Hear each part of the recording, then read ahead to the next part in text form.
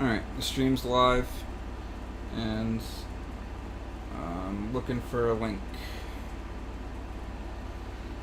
to share it.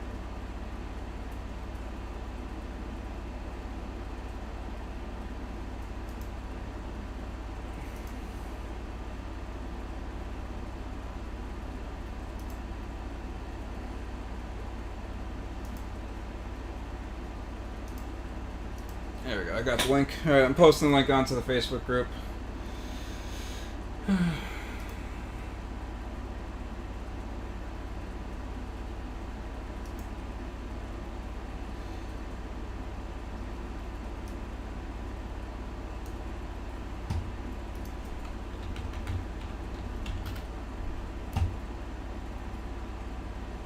Oh, actually, you want to, here, I'm going to give you the link too if you want to put it in the Discord group. Yeah, I can put it on Discord. I got the link if I can find the webpage. Here, it's I found it on YouTube. Oh, okay. It notified you, I guess, right?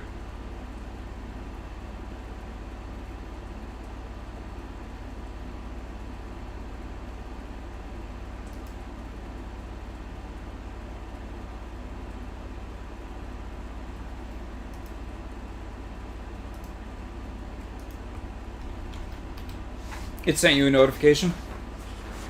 Yes, I got it. Alright, cool. Alright, so let me go back to the live stream page to make sure what they see is good.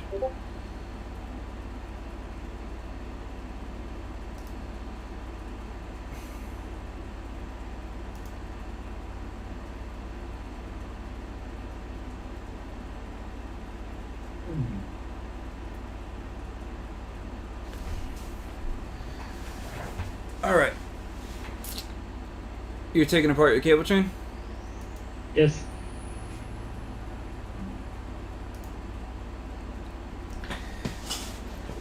I'm gonna go over the tools that everyone should use, but I don't even think anyone's in here yet.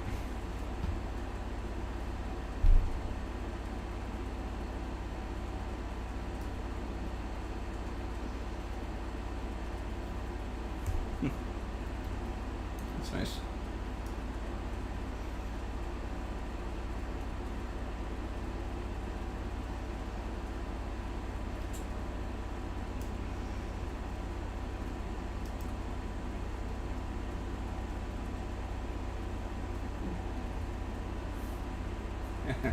That's crazy.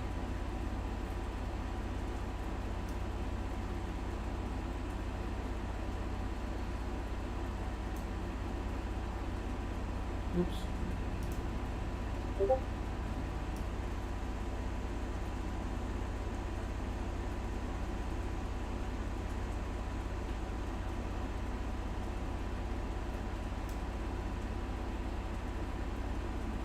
Alright, now I think there's some people that joined.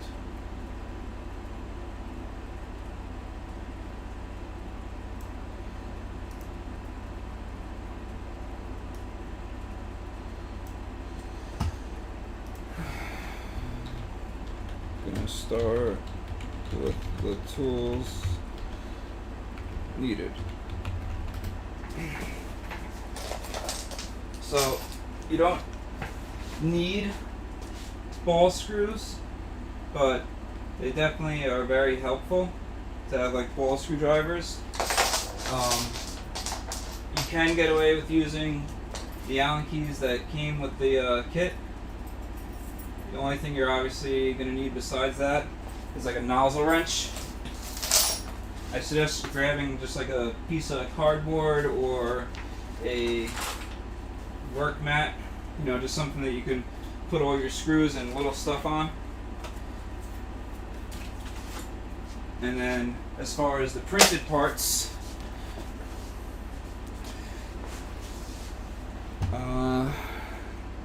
you want to make sure that you have the carriage cable chain mount with optical end stop trigger. Which let me go grab one. So you want this. You want this. These are the two main pieces you need for the front. You needed a orbiter housing, obviously with the latch. Also, don't think I have an extra one printed, but Coffe E can show it. You need the end stop, the Y end stop bracket, and a BL Touch one, which this stuff is going to vary a little bit based off what you're doing. Like if you're using a Toccato, you're going to use a little mount like this.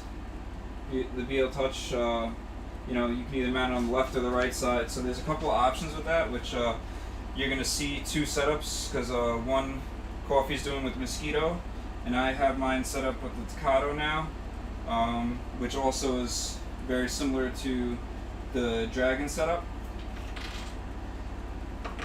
And you know what, let me just do a screen share real quick and I'll show you guys the actual parts.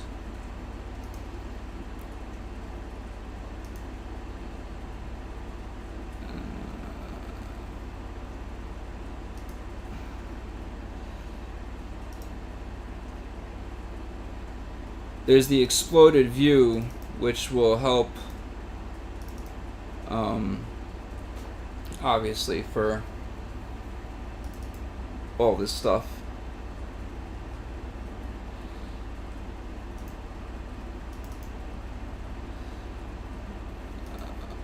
Where is it?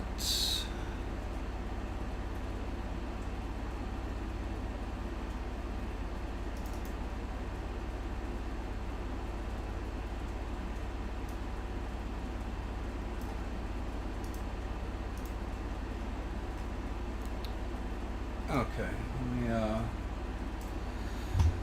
switch to screen share. Alright, so you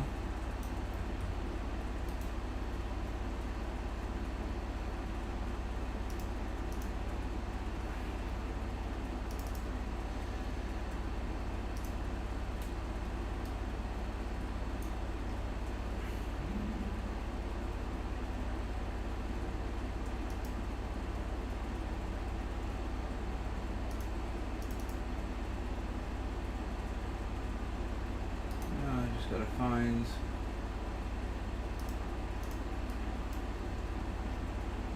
one with all the parts.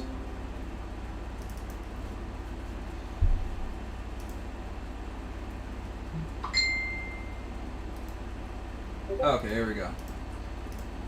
So you need this piece, which I'm labeling all the pieces in the STLs folder on the G drive that are going to be labeled like 1, and then if you want the mechanical version, that's going to be named 1, 2. Then it's going to go to the next piece, which is going to be 2, and then the different versions. So this way you're going to know you need to print one of each number, because there's different versions based on if you are using optical versus mechanical end stops. So the biggest things that you're gonna need, like I said, are those two pieces I just showed you. Then one of the BL Touch mounts, either this one or the other one. Let me start hiding some of this stuff.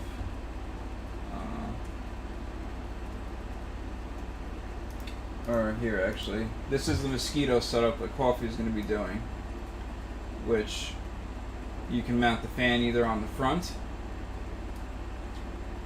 and then have the Mosquito fan going to the side. So for that, there's a separate folder for Mosquito. You need this piece, and then that'll mount the fan to the for the Mosquito. And then you can put the BL Touch on the left and the fan on the front. Or if you are doing bird air, you can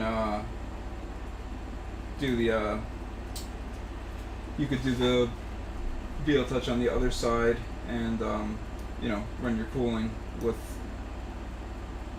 this piece that I'll show you right here.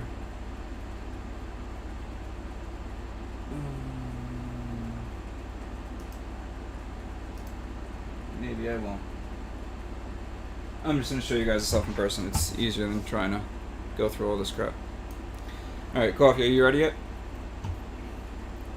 Yes, almost.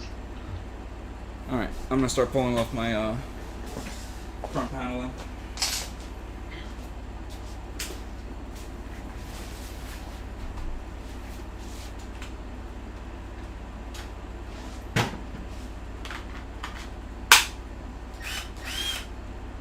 Oh, that's the one for.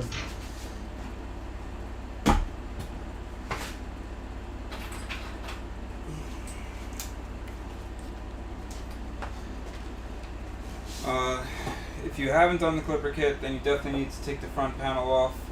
Otherwise, to get to your back cable chains and everything, it's easiest to get this acrylic off. So you want to take these 4 screws out, which I always take them out.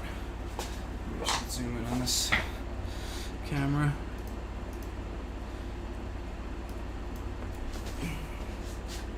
You should you want to take out these 4 screws, and then obviously you want to take off, you know, the camera or anything that's in the way.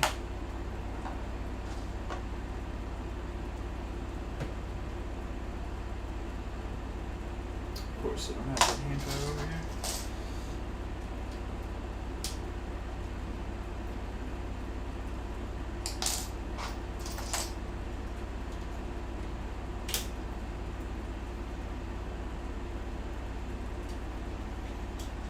Just get that loose so it's out of your way. And then back here,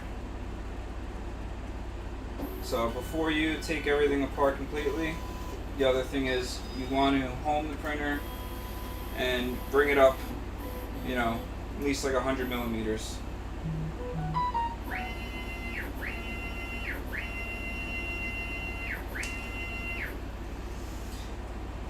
Next, take off the bracket that holds the cable chain. You're basically going through like you're doing a DDE. You can also do this, you can take the printer and put it on its,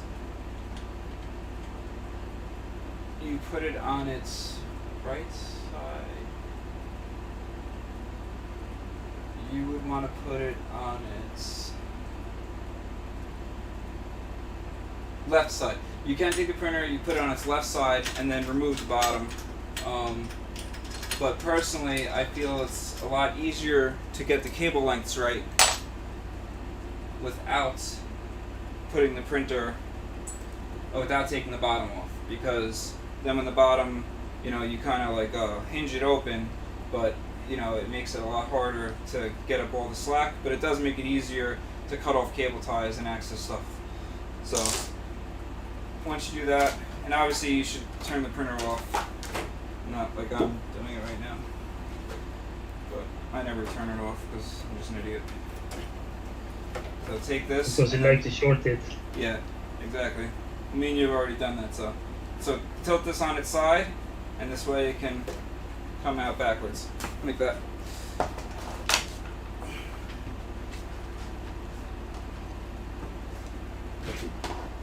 Now, usually people are going to want to do the X first, which we're going to switch to Coffee's screen for that.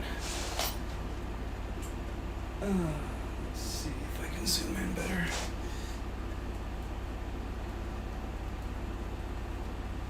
Yeah, usually you'll do I would say to do the X first, and then, you know, you keep the belts off until the very end after you do the motor plates. I'm going to be doing the motor plates on this one because they're still the stock ones. The X I already did on this one because I did it a long time ago. Or maybe I should change the motors in the other one. Actually, no, I'm going to keep the stock motors in the other one for a little bit longer because I want to compare the 0.9s to the 1.8s a little bit more, because it's seeming like you can, the 1.8s can travel a little bit faster for me so far, but I don't know if that's just the fact that it's a 400 versus 300, because we're talking about like 800, 1,000 millimeters a second, you know, is where this one's making it to like 800, that one's making it to like 1,000 sometimes. But I think it's more of an issue of running out of voltage and the step rate. So, you know, I'll find out. I'm gonna throw tool boards on it and up the voltage to 30, and then I'll be able to let you guys know. So if it's just, I mean, but honestly, that doesn't apply to most people. So the main thing is gonna be is if I can find any difference in the actual quality of the printed part from the 1.8 to the 0.9, and it's seeming like the stock steppers are actually really decent. They're the newest ones that they're using, and they've been using for a little while, are, trying to remember, if I remember correctly, I believe they're 80 ounce inch now, and they're 1.68 amp. So the only upgrade would be go to 2 amp ones, like from OMC, which are 84 ounce inch, the Voron, you know, highest spec ones that they recommend, not the Voron kit ones. The Voron kit ones are 40 millimeter instead of 48. We don't want them. Or the Moons 0.9s, which are a slight upgrade, and then they have Moons 1.8s, which I think are like 2 ounce inch. And then you can go crazy and go to 60 millimeter LDOs, which that's what I was thinking about trying right now. I gotta find something fun to do while I'm doing this on the back with Coffe, because I don't want to waste a disassembly. So maybe I'll throw.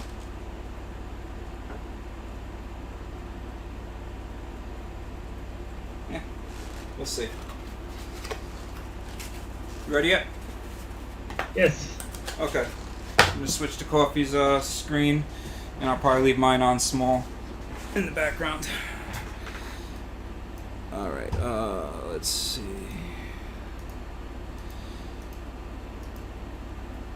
Let's get.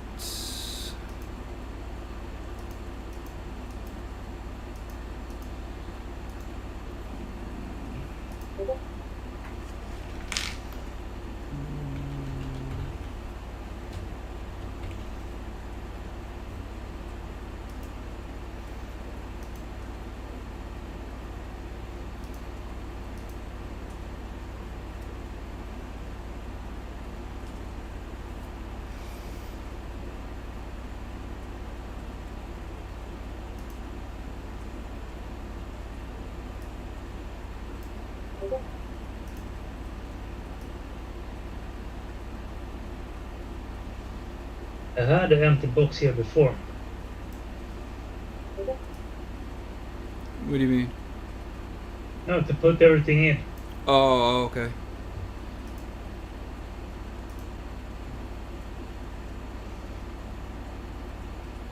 Oh, there it is.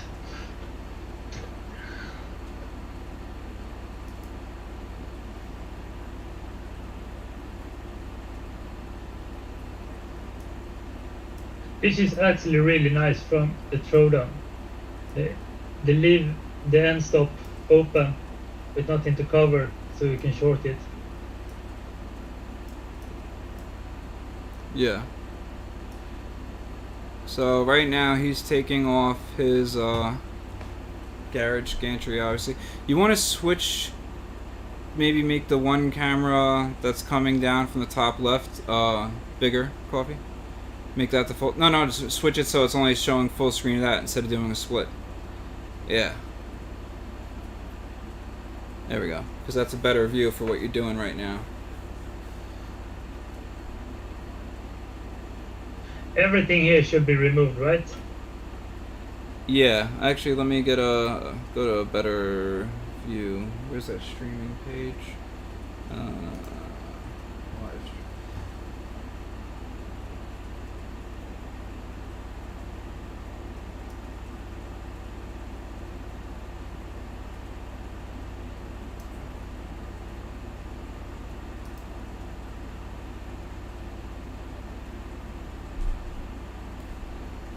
Yeah, you wanna take all those parts off. You know, you're pretty much throwing that away. You just need to take your hot ends. Is really, you know, all you need off of that, because you're gonna use the new orbiter housing. You're already using a new orbiter housing, right? No, I'm using the old one, but I have a new one. Okay, perfect. Not your design, but Oh, I don't want to talk The one anymore. that sells on AliExpress. Oh, you know, you got to use the orbiter housing that you have to use the one that I made. I can print one of those later on the resin printer. Yeah. Do you want me to send you a? Is your resin printer set up right now so I could send you the G code to print it right now? I mean, Yeah, sure. okay. Because it only takes about 45 minutes. Let's see. I'm gonna put it in your Patreon G drive. But then So- we can put the carriage as well.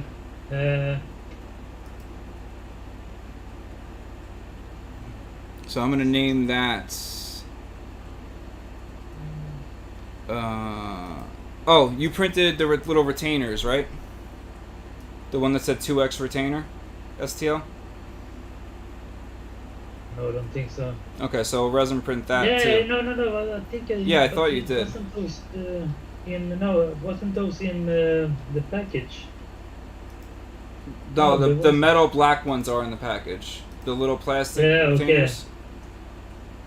They No, the little plastic ones I didn't print. Okay, so I'm copying both those files into your G drive for now. The But can you add the A3dp XY final Rob? Yeah. I really like the names. Oh, having it labeled and everything, right? No, it's so confusing with all this A3dp Oh. XY. Well, that's why I'm final doing- Rob. That's why I'm switching the numbers now. Putting the numbers. So that's going to be number 3, that part. And I'll make them match up with the post in the on the website. So that's part Do I 1. need the groove mount counter board as well? No. That's only for the second hot end. So basically you need a BL touch.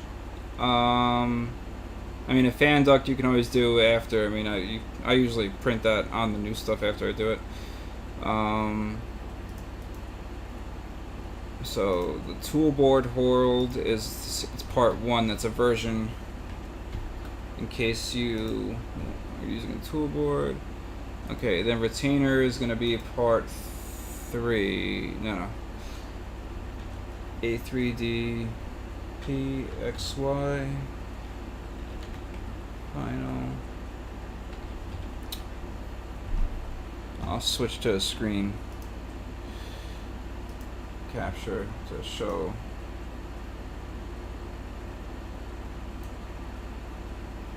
Everyone. So these are the parts that they're going to be. A3dp final Rob.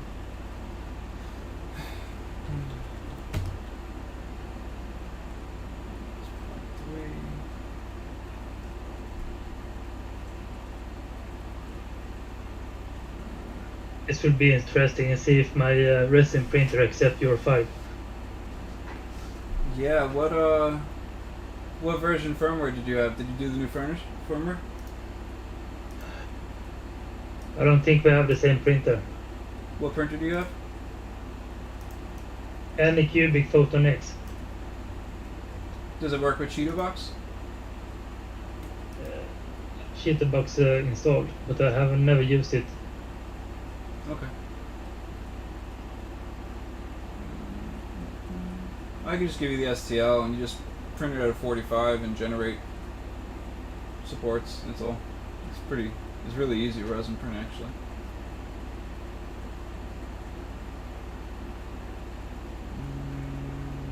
Okay, so let's do part 4.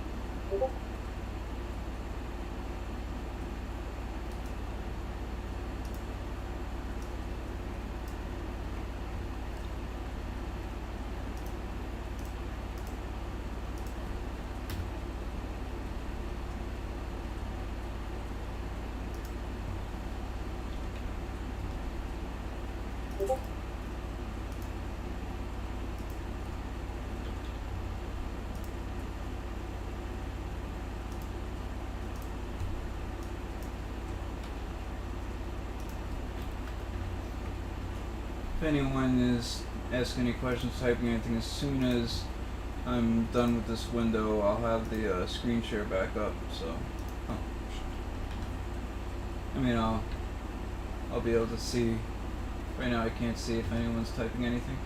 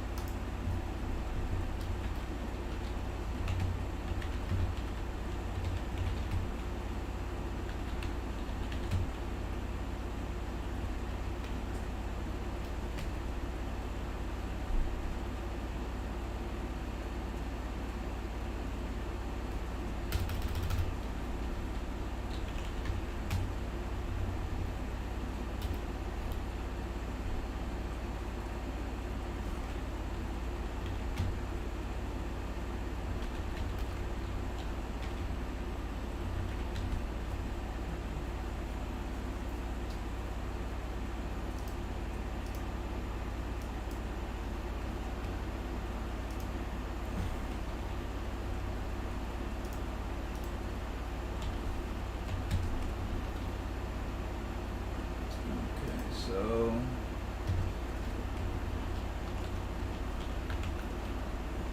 these are the ones that I've included copies of, which I'll probably start adding the YN stop mounts and the retainers.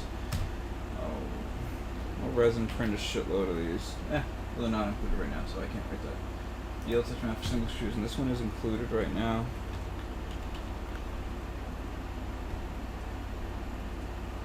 And this one is included.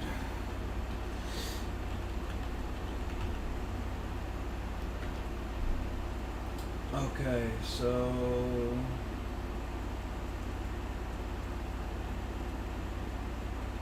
It's someone in the chat that asked which do-it-yourself Core XI printer will you build if you only have one?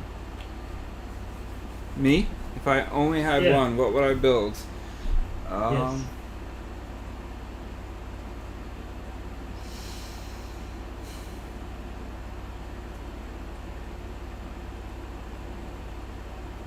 I would be making a combination. I would probably make like a kind of like a rail core, but I think I'd want to keep the floating gantry. I like the bottom mounted bed. I mean, honestly, I don't think I would want it to be different than this. The only thing, if I was building from scratch, that I would do different is I would probably set it up for 9mm belts and probably do a three belt tramming maybe for the gantry, maybe something like that, or maybe I would keep it 4. I'm not sure on that, but no, I would keep it 4. But yeah, that's probably what I would do. That would be the main change. I would do 9mm belts, and I would keep so I'd base it off the Trudon or Voron, but using this custom setup, I would make it, if it was going to be a one-off from scratch, I would make it for 9mm belts. Right now, the way this printer is, going to 9mm is really, we're not at the limit of the belts at all, unless we were doing like closed loop servos or something like that. But I've proven that by printing as fast as I can with input shaping, and the prints come out beautiful at 400 or 500mm a second, which is just insane. But if I was building this from scratch, I would use carbon fiber tubes for my gantry. So I would use like a 20x30 or 30x30 carbon fiber tube probably, which would give me enough height to fit belts, and actually I would want to use hollow carbon fiber tube, and I would run the belts inside the carbon fiber hollow tube for the runs, that's the fixed length runs. That would be pretty cool.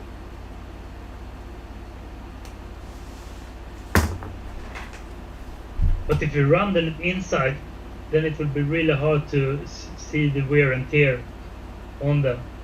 Exactly, so you can just pretend they last forever.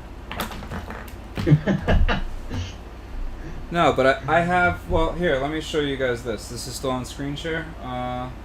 So, let's see. I want to show you guys how many hours I have on each printer setup now. So I have 544 hours on the 400, which doesn't have the upgraded drives, so this is going to get reset when I upgrade the drives. But on the 300, I have 693 hours since I've done the gantry mod. So this printer has easily... You're only showing your Windows menu. Huh? It's not showing the No. You bastard.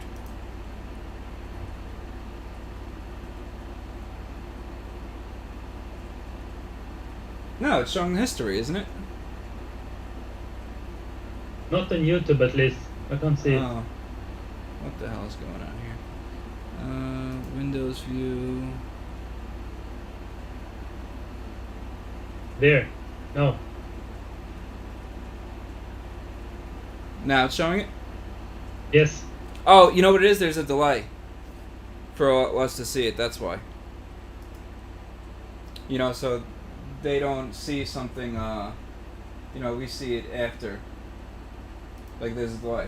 But yeah, so 693 hours since the build, and so conservatively I'm going to say that this printer has 1,200 hours, because in reality it has at least 4 times as much prints on it before the gantry upgrade. So yeah, and then my 400. And before you install klipper as well. Yeah, before I installed klipper, the 400. This printer easily has 2,000 hours on it at least, because this printer is over a year old. It's had gantry upgrade for like 3 months, or you know, maybe this is more than a year old. This was the first one, and this was the main workhorse for a long time. I used this a lot more than the 300, even when I got the 300 at first, because this one had the more upgrades. And what's the other thing? I changed one belt early on because it was shredding. So that's the way this one is set up.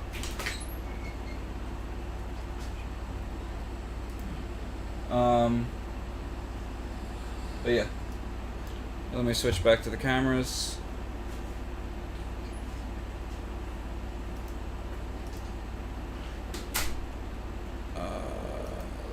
How do I get to your camera?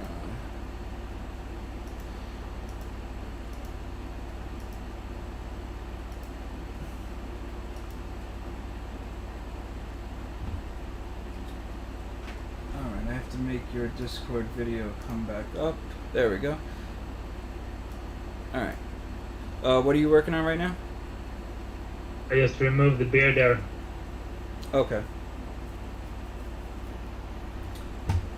This is probably the best thing with the 3D printers now, I think.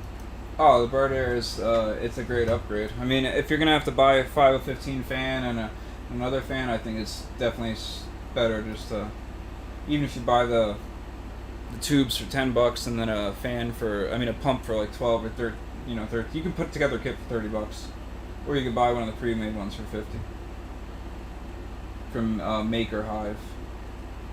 Maker Hive has the kits, or you just order them from AliExpress or whatever. So in your folder now,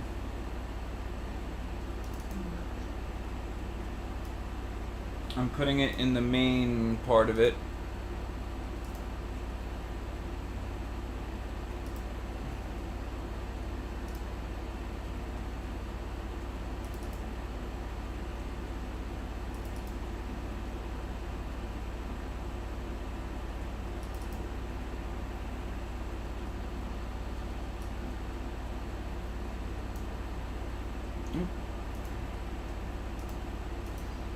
Yeah, it's a really good delay on YouTube. Yeah, that's how it always is.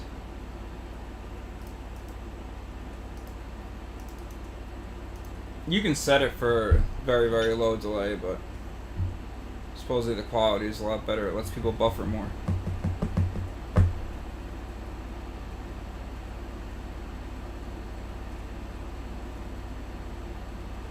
So you need...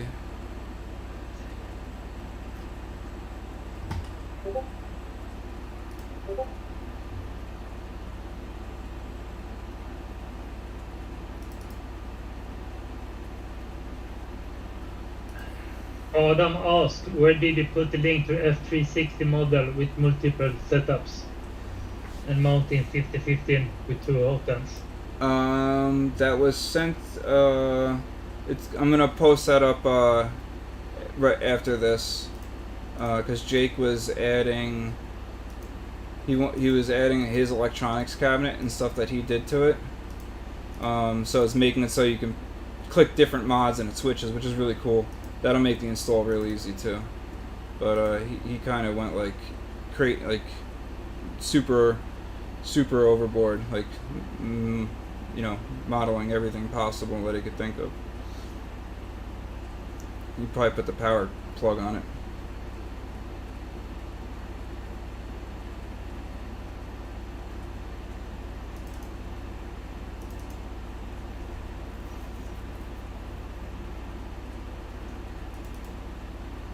Okay, so the cable chain is in here. Yeah, if you all the parts are in that folder. So, but now I'm gonna make I have the orbiter, so I'm gonna make this one orbiter FDM, and then another one that's orbiter S resin. Oh, I just deleted that. Damn it.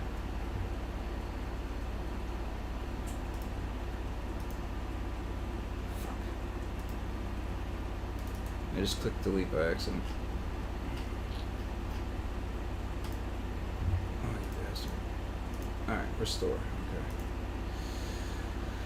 Okay.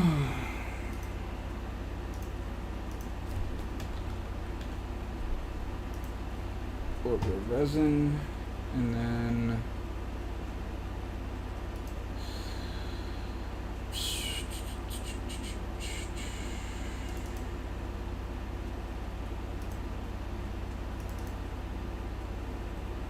that's orbiter FDM. Okay, orbiter FDM, and then making a folder orbiter resin. Let me put. Actually, I'm gonna put the Google Drive link in the comments, I guess, and then I'll put it in the description after.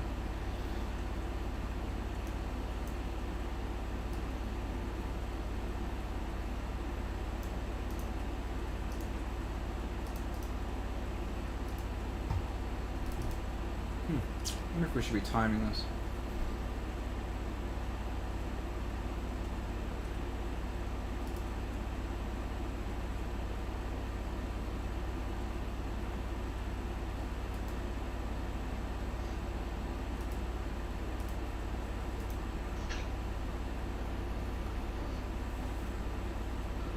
Share with Google Drive. You know what? I guess I'm just gonna make this a public link. I just get scared to do that because if like you can get kicked off Google Drive. I've had them like mess with me before. Oh, when you make it public.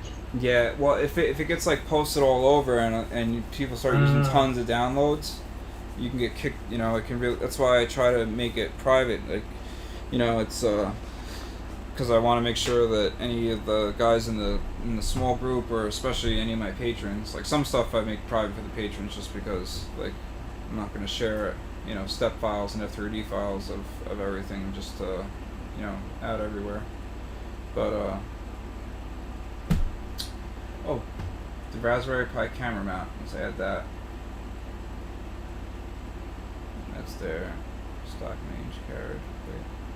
There's a really cool one that Sean Fennell made. He made a modification to the camera mount, and then Jake made another modification to it too. I guess no one liked my original one that much.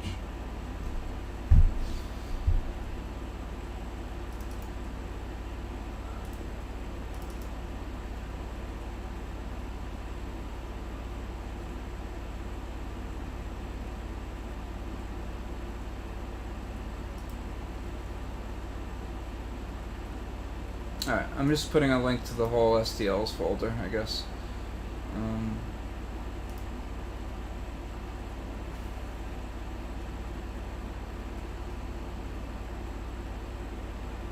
Oh no, I can't do that because I can't make that public. It's too much.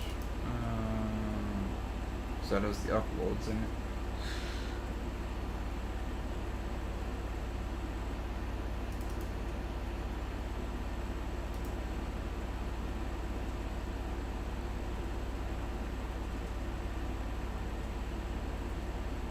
Actually, yeah, no, I'll do this. It has the panel do 7-zip and everything. So, I'm just going to make it public.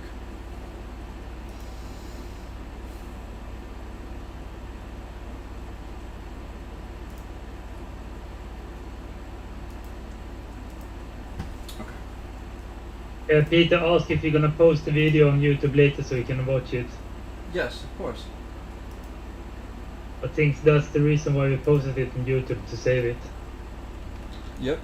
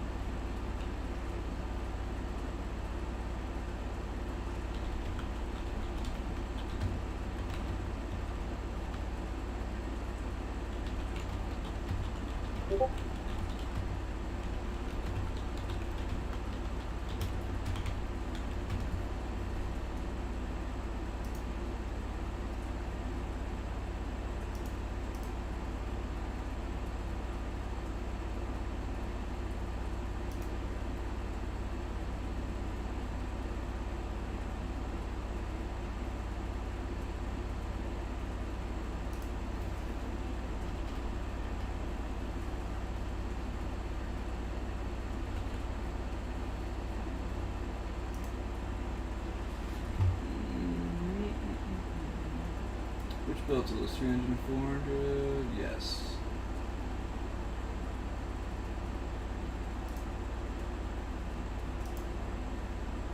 And yes, I have a 9mm designed for the Z.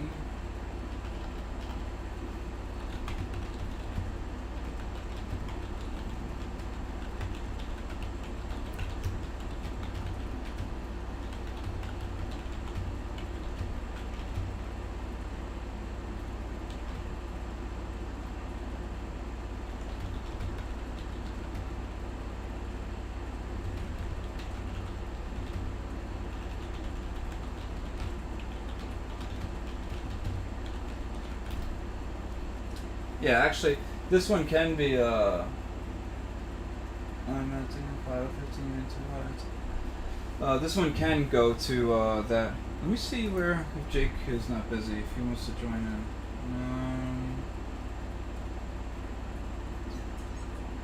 Where is Jake?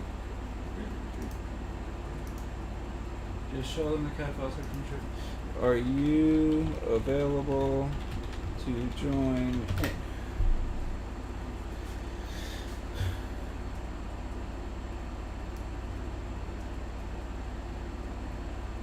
Too many goddamn windows. Let me close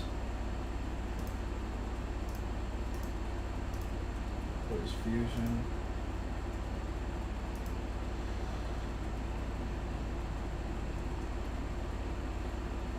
Fusion always makes shit crash, so I definitely don't want to leave Fusion running.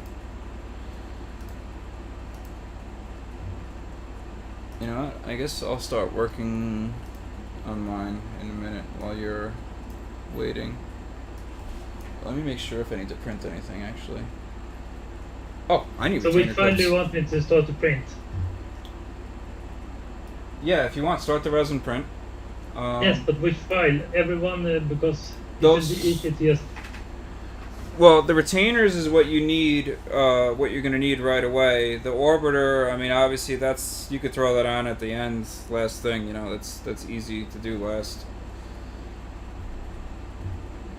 But I mean... But the retainer, did you put the big piece in that one? What big piece? The one you call the ropes 3dp XY final design. I already sent that to you. Yes, but did you put it in the resin file? Oh, no. No. Sorry, I will. It's I just posted a link to all those. Yes, but put it in the resin file with the retainer so I can print those at the same time. Oh, you want to reprint that? Got it. I got you. Now I understand.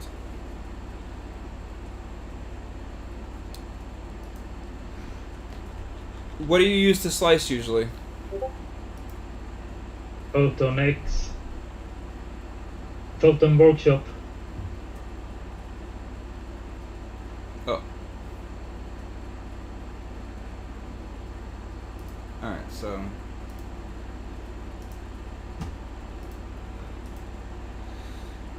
Export plate as STL. Yep, okay, cool. So... Let me... do that for you. Yeah, I misunderstood what you were saying at first.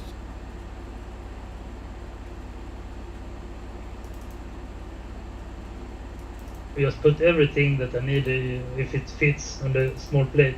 Yeah, it should. I've been able to fit 3 sets of orbiters, or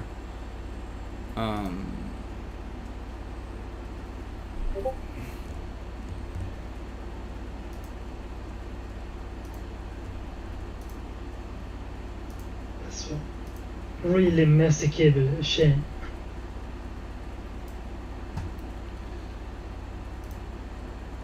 I need to hook up my third monitor for when I do stuff like this. Okay,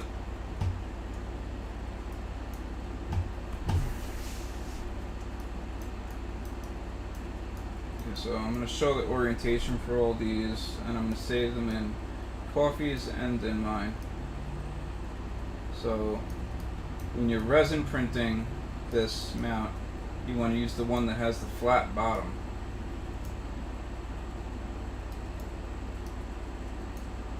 See how that bottom's flat? That's what you want to use when you're resin printing it. Because then when you put this slight tilt on it, so that part's straight, this isn't a flat bottom up in the air on supports, because as you know with resin, when you have flat bottoms in the middle of the air, they look like crap. You know, or you could flush, you could make this on the bottom and just put your supports. So, but some people like to only print off supports in resin, which, you know, does work good too, but this one, resin print like that. Then the orbiter, you want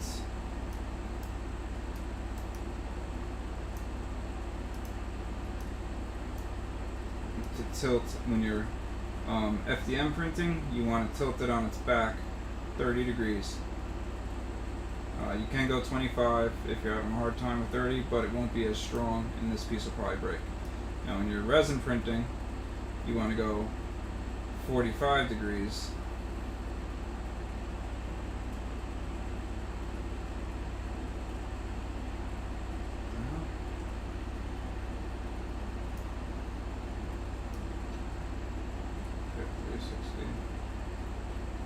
Yeah, you want to go 45 degrees or maybe like 40, so that your bearing clearances are good. The only hole you might have to mess with is this guy, but if anything, you want that to be a little tight, so it's good. So that's how you want to print that with resin. And then this guy, when you resin print it, well, when you're printing it FDM, printing it on its back, sometimes these letters come out a little crappy, so you could either do it in eccentric, concentric for the first layer for FDM, and that helps. For resin, you want to print it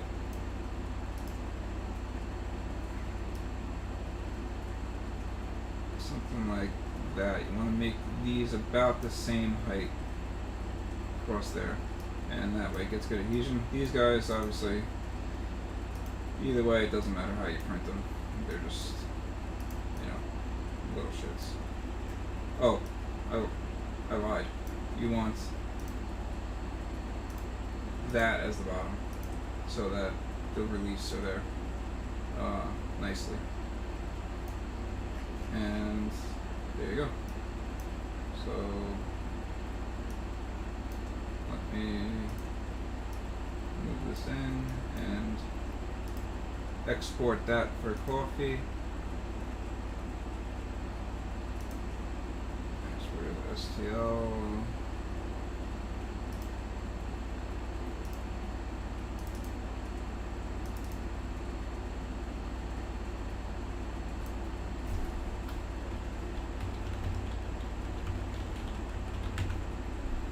How big is that build plate you have on the resin printer? I have two of them. I have one that's the same size as it's like the LD02H Sonic 4K Mini. It's the 128 by whatever, and then I have a big one. But on this will fit on. You could fit 2 copies of all this stuff on the little one easily. Like I said, I've fit three orbiters and 3 latches, no problem. So Because it gets a little bit confusing when you see that big build plate on the screen. Oh yeah. Well, that's because I didn't want to use Cheeto Box because I'm using Cheeto Box 1.9, which added more features. So unless you have newer firmware, it won't work. But just to show you, oh, I want to add that too for people who have the Dakota. Whatever. But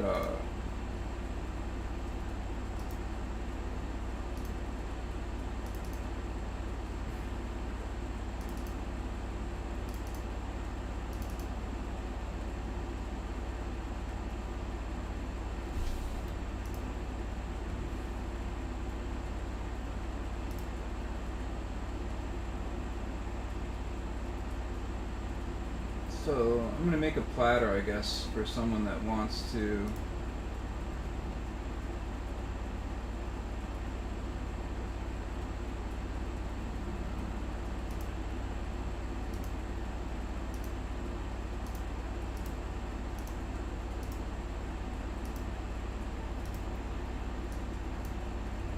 Okay, so.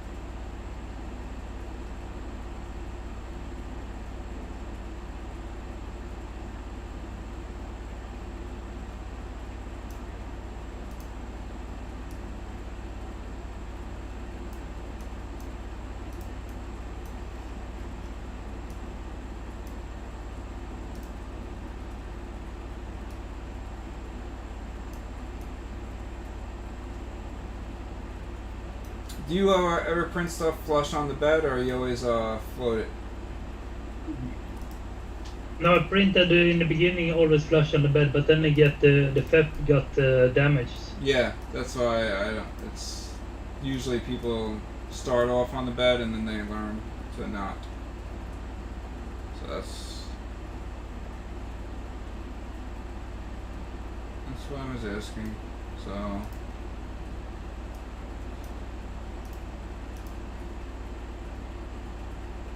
But the fan mount you don't need to add for me. No, I already put your file in there for you. I'm doing this for people that don't have anything. Well, I mean, I'm doing this for people that want to make STL versions and stuff. But honestly, this piece, I already gave these to, so I'm not gonna. I'll just put the stuff that isn't included.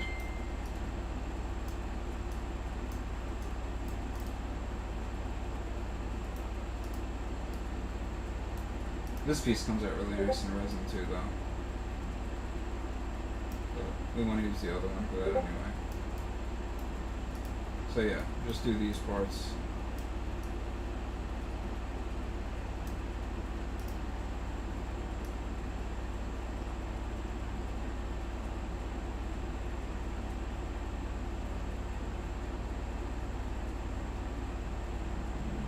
Side people see the least.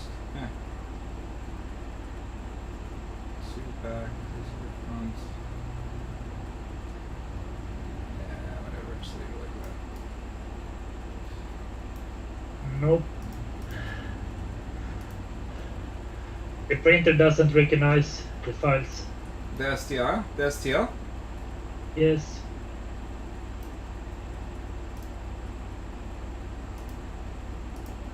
So I guess you just gotta do it one by one. I gave you the files individually. No, so. I can take. I can print. I can put them in together by myself.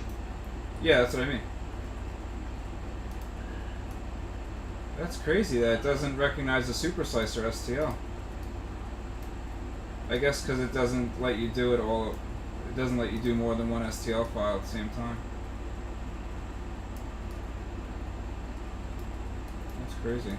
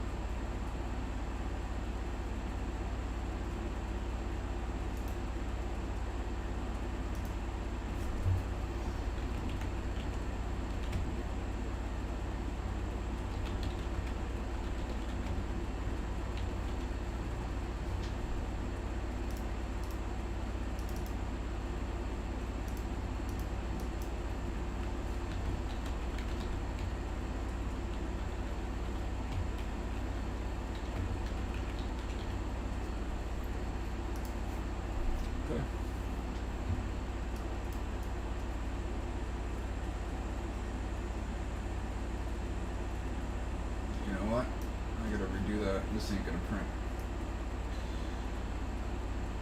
That is gonna fail.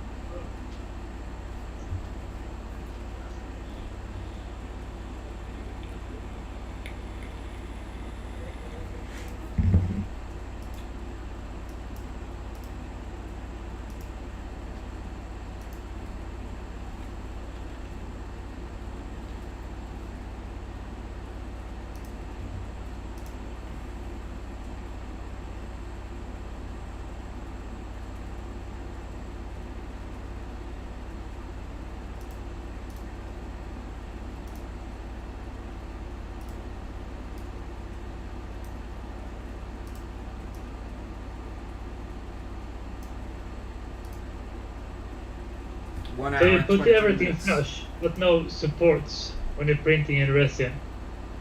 What? Did you print everything flush, or when you print in resin? You can do the duct.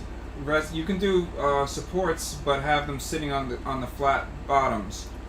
But you have to know your printer. You know, like if you have your FEP and you have it lubed up, or your Rain-X, or Teflon lube, or if you have NFEP, go for it. But like you said, sometimes you have to be careful. If your bottom exposure, if you don't know your printer too well, you can, a big piece like the duct can end up messing up your thing. But obviously it'll be faster because it'll be a little less height. So.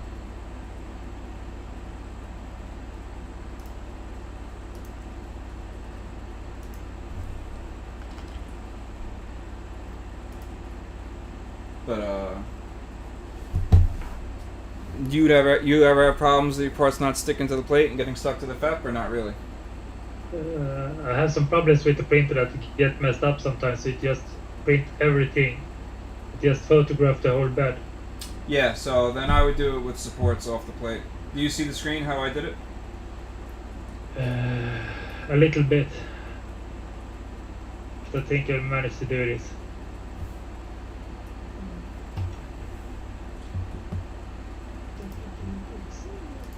Actually, you know what? I'll start the print right now. Let me switch the screen to show my printer.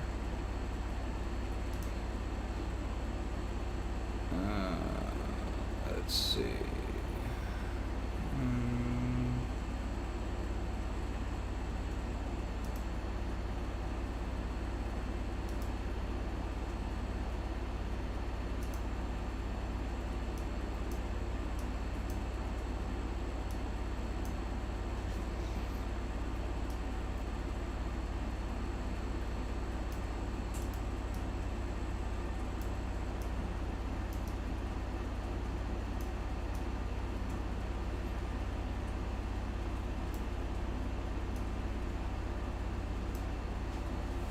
Okay.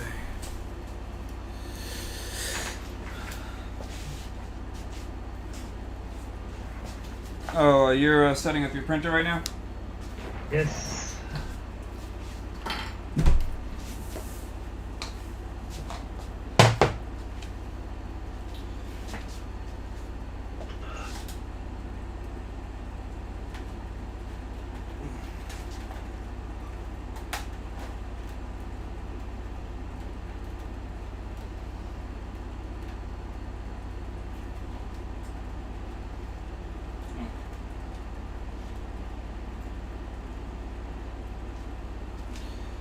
So this is the orientation. Oh, fuck, I don't have any gloves left.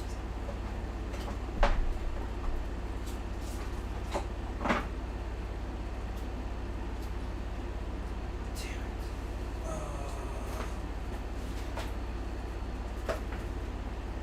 Let's see. All the ones here I can use.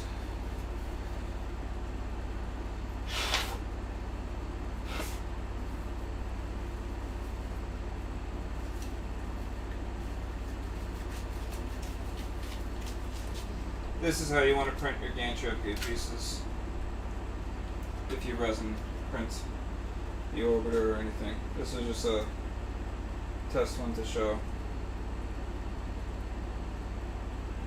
And it should rip right off the supports.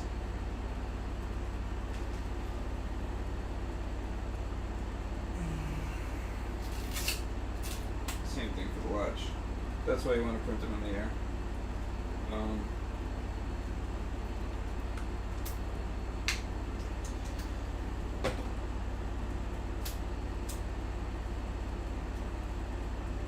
Not to get into resin stuff, but just make sure you scratch up your build plate good, and you should have no issues.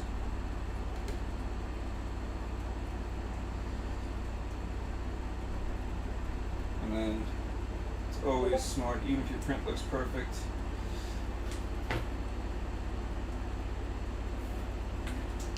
It's always smart to just make sure there's nothing in there.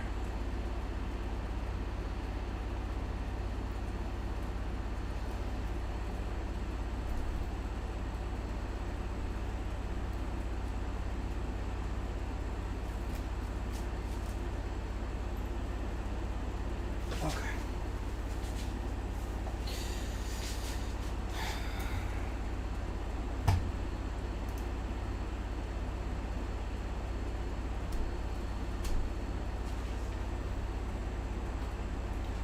Start this, and then I think Coffe should be at the point where I can start doing mine. We'll be at the same point.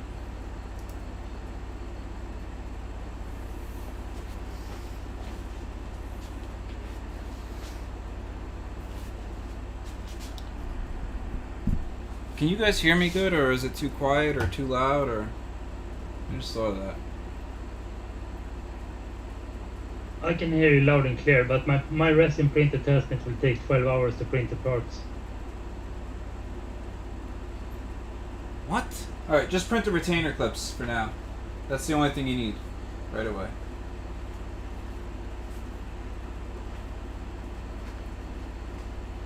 You know? Fix. Inside. We gotta tune your resin printer next time we talk, because that is not tolerable. 12 hours for a print that's telling me 1 hour and 23 minutes. And you definitely need to tune your resin printer.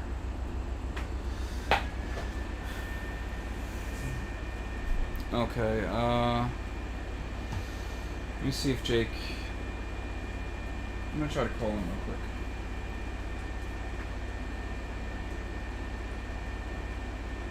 I'll just text him. I think what the problem is, my printer wants the files in TDMS file.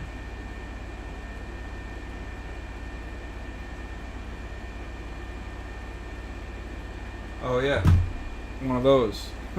I have no clue what you're talking about.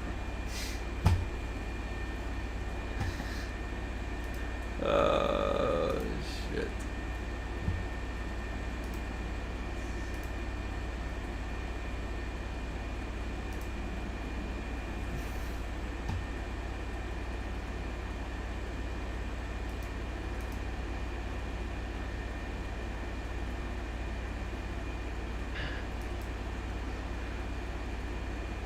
And this is the thing I hate with the resin printer. It takes 20 minutes to find out if you fucked up or not.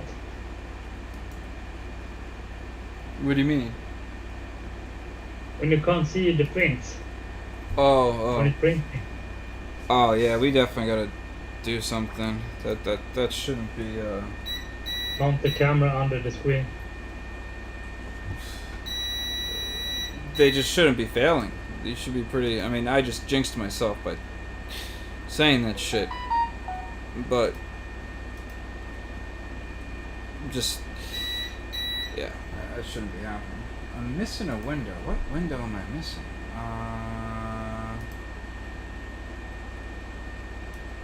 Is it this one?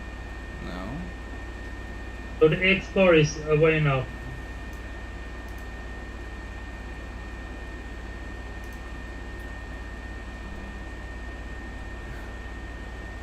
What the hell window am I missing? A3dp 400. Oh. There we go. I was missing the A3dp 400. Okay.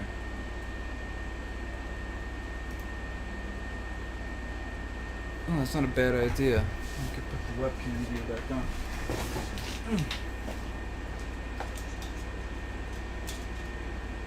Use this to show stuff. So that's my little buck converter in there. Turn the lights on. So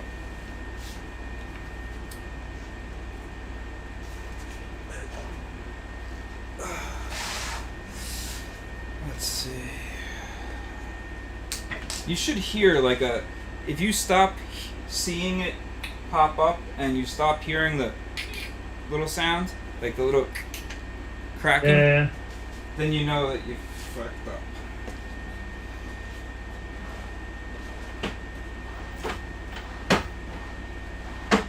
I'm just looking. I could kill them, man. I know my son took those little red hand drivers that I always use. I love those things.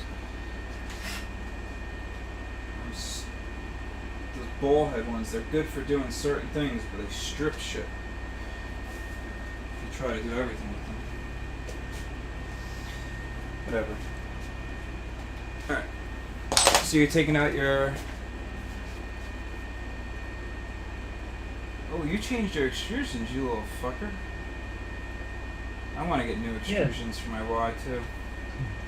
That was the first thing I needed to change on the printer because it was totally bent. Mine were too. My X was really bent. It sucks because I have extrusions for my 400. I don't have them for my 300. And when me and Narish traded 300s, all the extrusions were bent, so I had to rotate them 90 degrees. It was it was the best thing I could do, and I forgot. Damn, maybe I should do that now. You know what? I think I don't need the old X and stuff.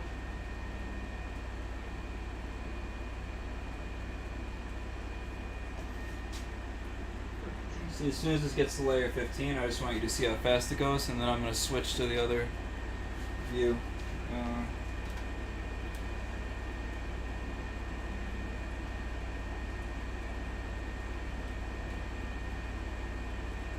I know what I'm going to do. I'm going to put the 60mm LDO motors on while you're doing this. I'm going to try that first. That's going to be my first experiment. And then maybe I'll throw tool boards on the back motors, see if it makes any difference in the motion. Because I want to rewire my whole printer for CAN bus anyway. Because the printer I'm going to end up designing, I think I'm going to want to do CAN bus.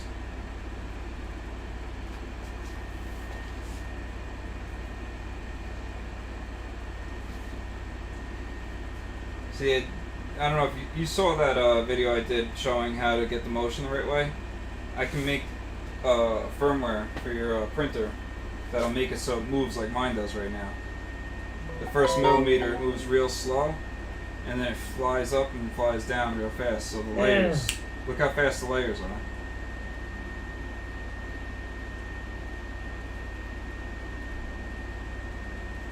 And that's what you want. Alright, now let's back to this guy. What we're here for. Yep. And so first let's put the build plate back on, and we are going to do a 400mm second print at 20,000 Excel.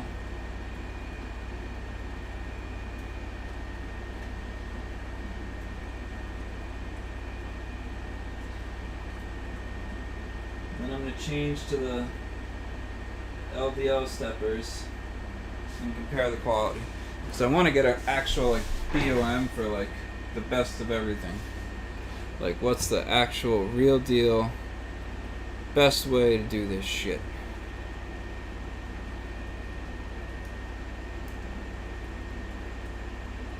Should I just remove the linear rail and everything on it on the both sides? No. No. Do the X bar first. So take the X bar, take that down, drop the X bar down first, and then do mounts in on that. Then once we're doing that, then you can loosen to put the spacers in. Because if you take it all apart at once, it makes it a lot harder to put back together. You know what I mean? So remove this black plate that sits on the linear rail. Here, and then- let me show you real quick.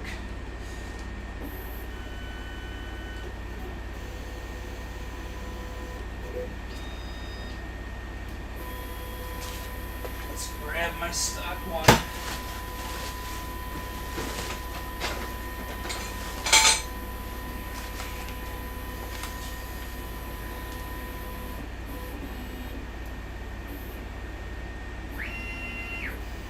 So right now, you got this guy in there, like this.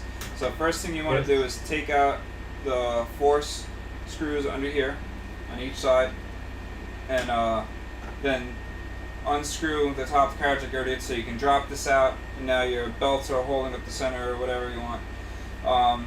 Then, at this point, take the new mounts and bolt them on loosely. Just like finger tight, maybe finger tight in one back, like very, very loose. Bolt on the 2 XY mounts, and then we can take our new rail and put it take the new rail and put it on using those metal double T-nut brackets, the metal oval brackets, to bolt the new rail, and then.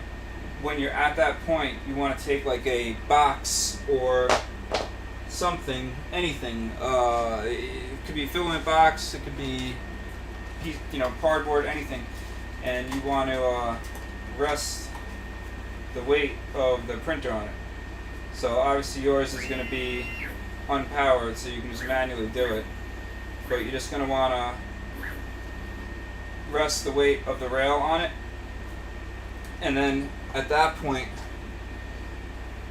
what you do is you are going to push up so you get the inside of the rail touching the metal right here, like touching that, and then you tighten the one side, then switch over, push up, and do the same thing, tighten the other side, and then once that happens, now you can damn it. Just keeps going.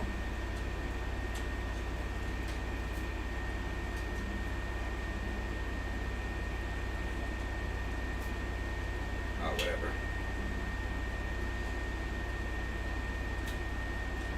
So just remove the one side and then replace it with the new part. But only screw the inside ones in first, like firm, not super tight, just firm. And it, like as they're lined up, then let go. And when you let go, because if you have this pushed up and tightened, this will be down, there'll be a little gap here. And then you can let go, and that's how you'll make it nice and perfectly straight. Because you don't want to just push up as hard as you can and create like a smiley face or a frown. You don't want to constrain it too much. So, but also, the other thing you're going to want to do at this point, you want to cut your zip ties for your belts. Because you got to get them off that old carriage. That old carriage can come out and get out of the way completely. Because the idea is you want to bolt this in with no load pulling to try to twist or move anything.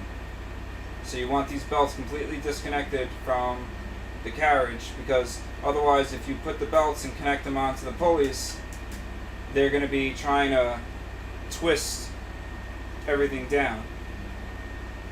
So once this is set, and now this is going to act like a beam, it's not going to be able to, it's going to hold them out, because if they start trying to pull in, they're going to have forces, when it's pulling in, trying to rotate it down, since it's torquing it from the top, because that's going to be your fulcrum right there.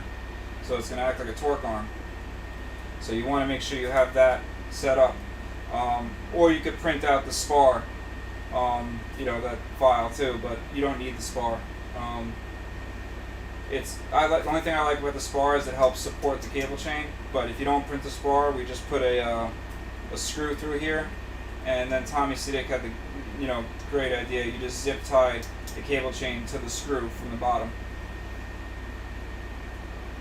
But yeah, so the point is, don't take the extrusions apart, because if you start unbolting the bottom of the extrusion, now you have nothing holding this up and it just becomes a big loose spaghetti mess.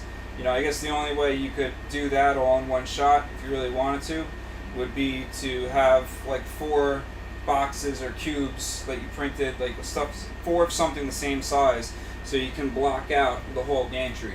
Because otherwise, as soon as you undo these plates, it's just everything's gonna fall, and it's gonna make it. That's how I did it the first time, and it sucked. Put it that way. The best way I found is you separate the X part with these 3 pieces. You separate the front 3 pieces from the back 4 pieces. You know, you do them like separate jobs, and it makes it way easier.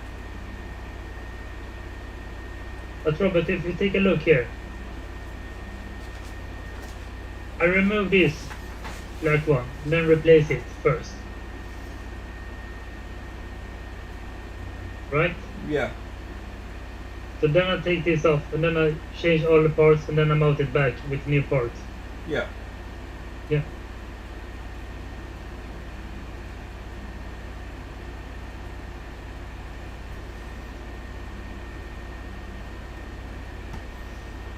I should reuse all the old nuts and bolts and everything.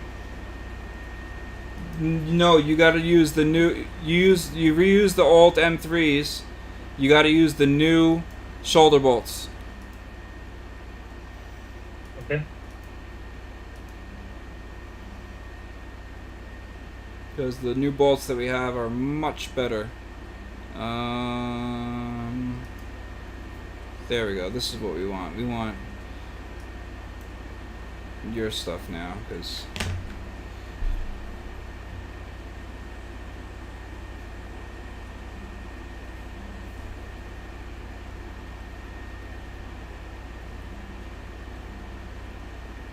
let me check the stream.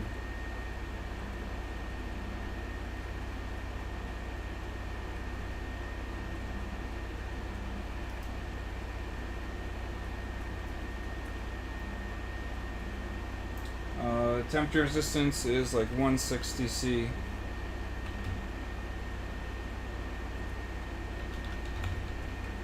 For the resin.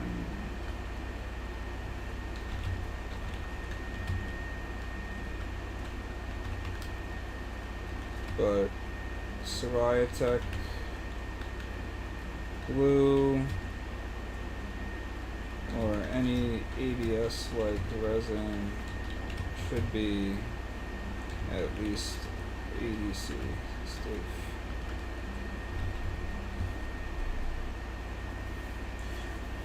Ugh. I'm gonna go grab a drink and see what my wife wanted when she came over and turned around because she saw me on the thing. She's probably coming to tell me how we're gonna lose power for a month now or some shit, who knows. I used the old shims that was originally. For with the new mounts, it doesn't matter what's on the top. You want to make sure you just use one of those brass guys underneath for each of them.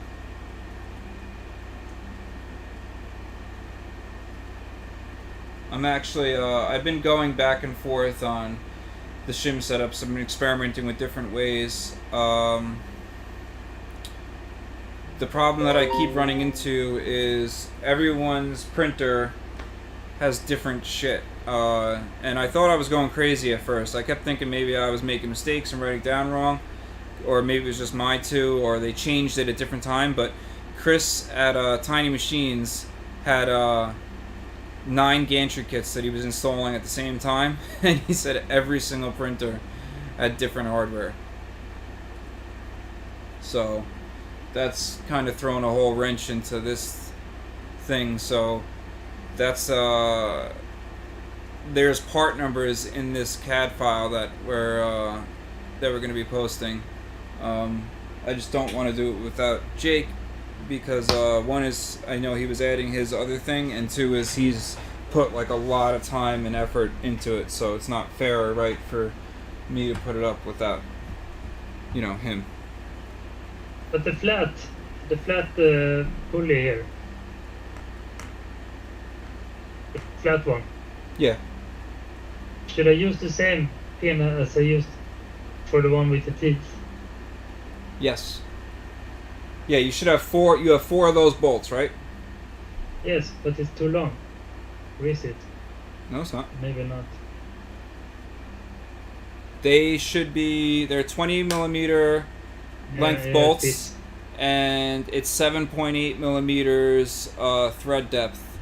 So it leaves 12.2 sticking out, and you need 10 millimeters is the height for the gates either. So that gives us 1 millimeter brass spacer on the bottom, and then 1.2 millimeters on the top. So if you want to put a 1 millimeter one on the top, you don't have to.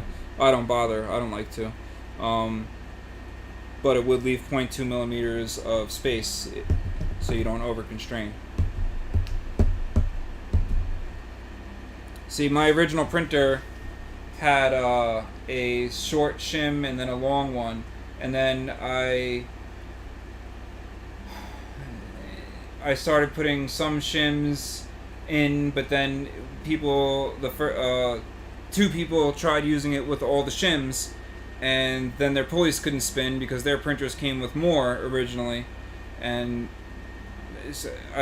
like I said, I've been having a hard time figuring out what to do. I think what I'm gonna do is I'm gonna post a link, and I ordered a shitload of all different types of shims, but I'm thinking what it's gonna do is we're going to use it can be anywhere from 0.25 to 0.4, but I'm going to post a link for shims that they say they're 0.4, but they're technically like 0.35, and just base it off of every joint using those. So if you buy a pack of those for like $10, we can stack them in different amounts. Or they have these RC kit packs that come with 0.1, 0.2, 0.3, and 0.4 shims, which that might be the best route to go, just because there is some difference in everyone's, in the printer tolerances for different things anyway. So, but I honestly really don't know the answer to what to do. I've been having a hard time figuring it out, because I guess technically the whole point of shims is you have your main parts really close and then you shim it to be exact. So I don't know what to do with that. I've been having a really hard time figuring it out. But the small shims that are in the package, because the flat pulley, it flex around 0.5 millimeter. Yeah. Should it flex or should I shim it? I wouldn't shim it. I like having a little bit of motion there. Gravity does its thing. And this way, if it heats up or whatever, it's spinning on a bearing. Yeah. So I've seen no downside to it.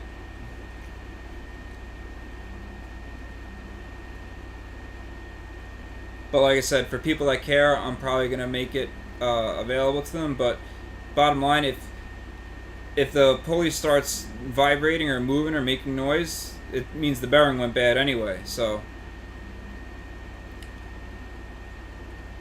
the only time a shim I feel like would make any type of difference is if something fails. In which case, it's messed up anyway, so who cares? Alright, I'm gonna grab a drink, I'll be right back.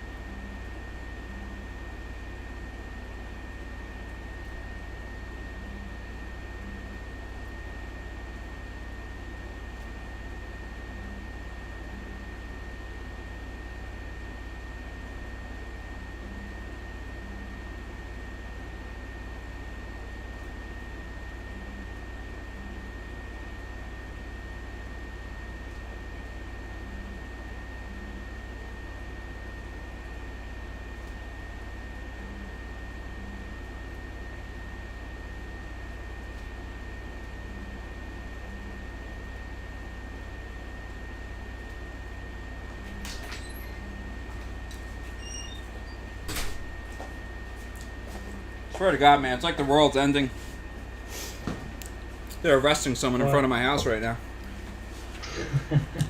Turn the camera around so we can see that instead. It's more action than actually, you know what? You might be able to see it, actually. Hang on. Let's see.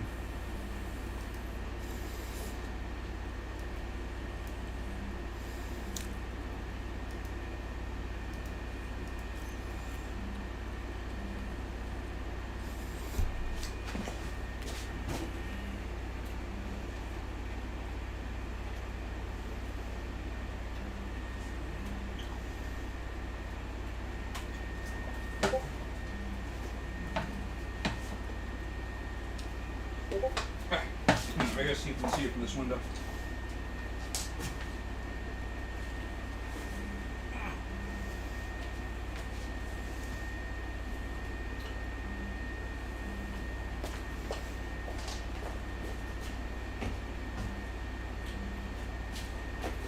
I got an idea.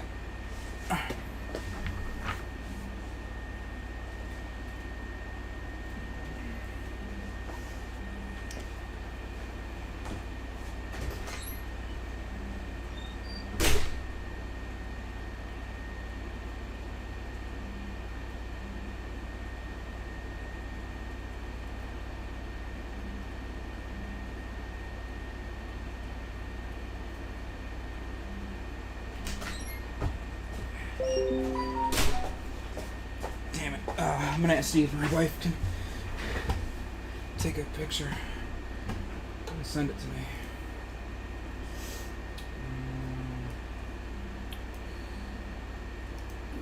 But yeah, she called. She wanted to come over to tell me they're already out of gas down the block.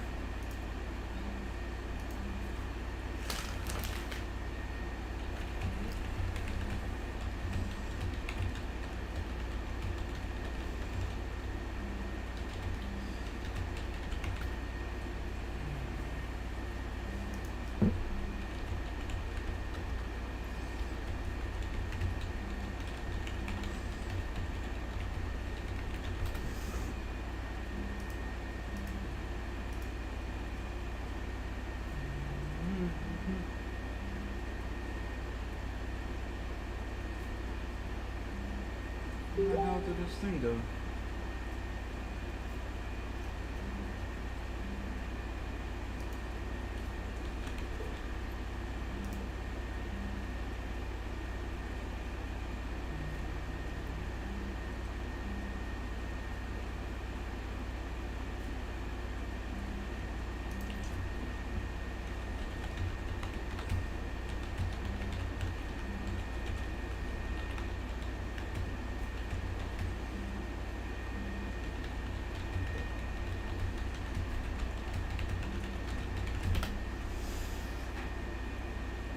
Oh, really?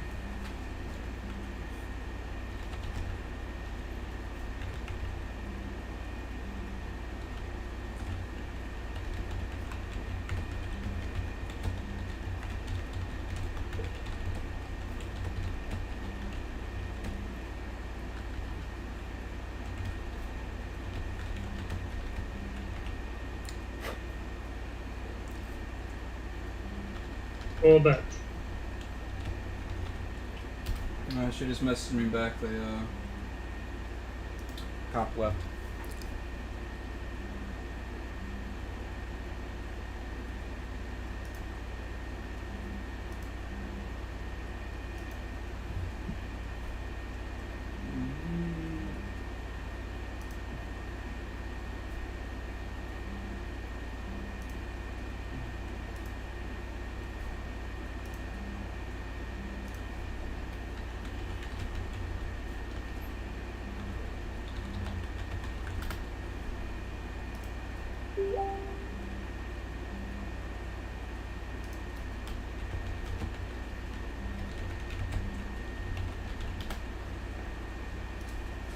Yeah, they're gone. That sucks. Figure they were there for like an hour, and then The new bolts you made what? with the new bolts you made.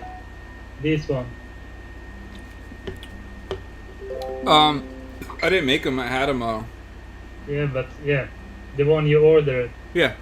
There are two different lengths on them. Let me see.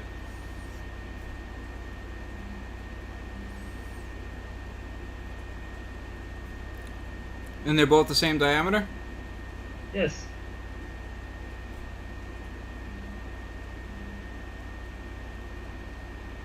How many of them are longer and how many of them are shorter? I think it's two that are longer, and 4 of them is shorter. Oh yeah, no, that's for a different thing. Those are a different thing. The 4 are 20 millimeter. That's what you want to use on that. That's why I said the ones that you have 4 of. You just got me nervous. Yeah, no, the other 2 that are a different length are for the front, to replace those threaded bolts that, because they use threaded bolts in the front, but they kind of hit it pretty well by putting that little aluminum spacer there, so you don't really notice it. But they have the pulley riding on a threaded bolt, so I got shoulder bolts to replace that too.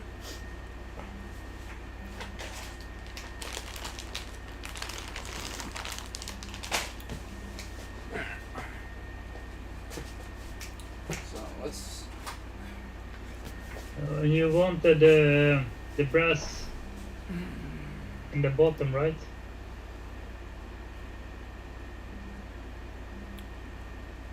The brass shim. You wanted Yes. the brass shim. Yep. You want on the bottom. Yes, sir. Then I need to flip this one around.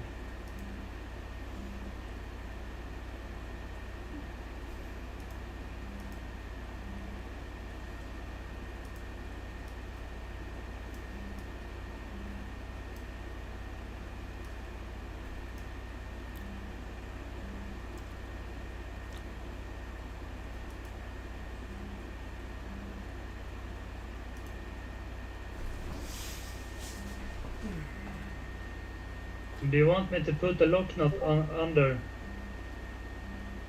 Nah. Can't hurt. Was- Won't help. Can't hurt. Won't help.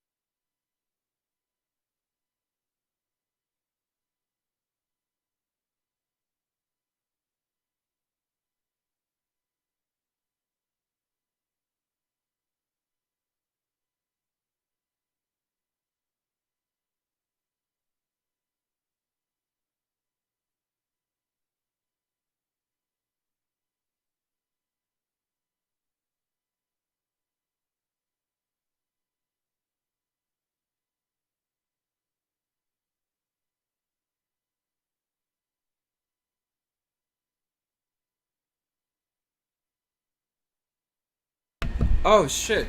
My fucking microphone. Got unplugged. You hear me now, Coffe? I can hear you. Oh, okay. I'm sitting there talking to myself this whole fucking time. And I thought I was unpolite not to answer you.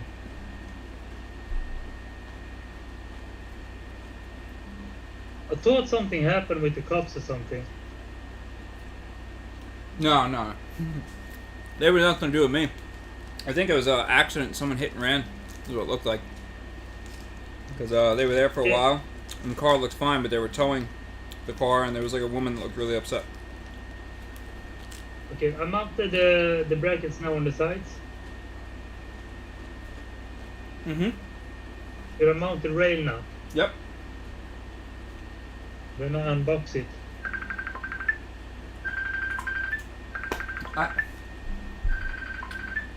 You know,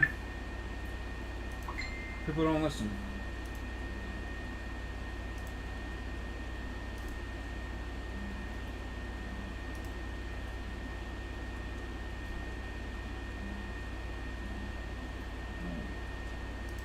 I'm doing a live stream.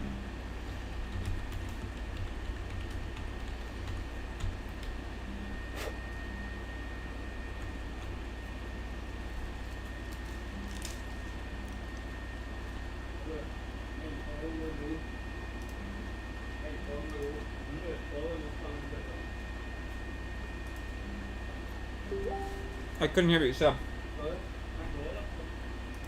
Han är kvar. Ifs.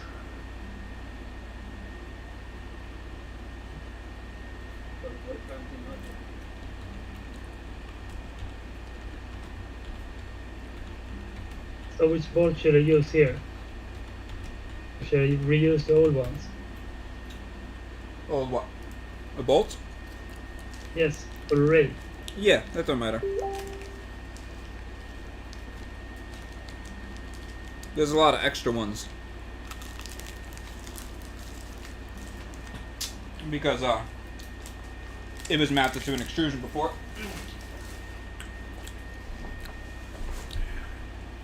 Just make sure you use those black double T-nuts.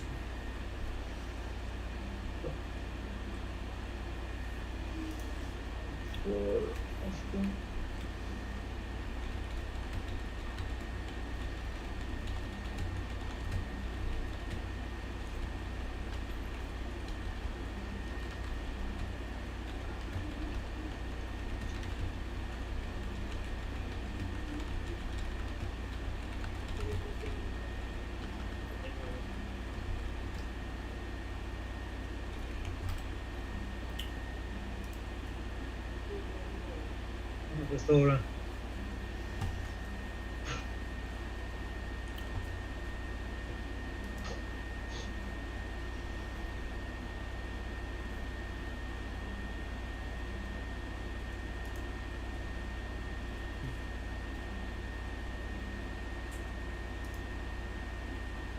Yeah, sorry for the Swedes. For what? For Swedish, I didn't know if you heard it. Oh. I Yeah. have a friend over. Got me really upset too. Yeah, we're talking a lot of shit about you.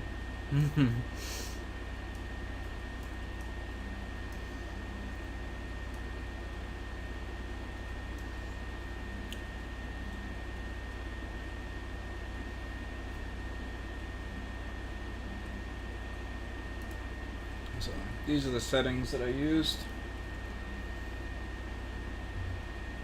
500 millimeters a second. First layer speed 300. I should have made that 400.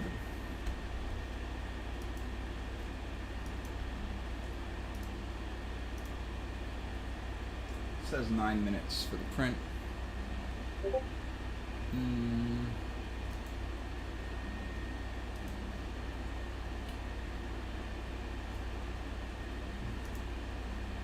Actually, the guy that designed these rails and bars is really thought it through. Thanks.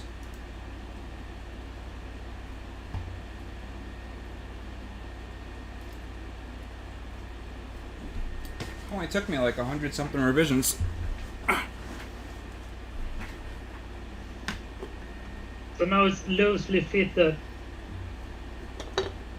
Yep. everywhere. Yes, everything's loose. Tom Jones helped me a lot with it too. He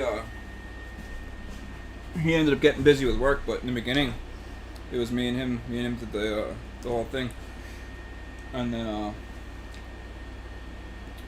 like all the CNC parts, and then after, like right when we were ordering the parts, that's then Jake came in and Jake helped me with a lot of the printed parts, like the plastic stuff to support it, because the first ones were functional, but it looks a lot nicer now, like having a little A3dp, and then like the labels written for where your different wires run and stuff. Like, we definitely polished it a lot more, you know. So what do you want me to do now? Because I suck at CAD. Alright. Now you can... Oh, yes, I'm still doing it.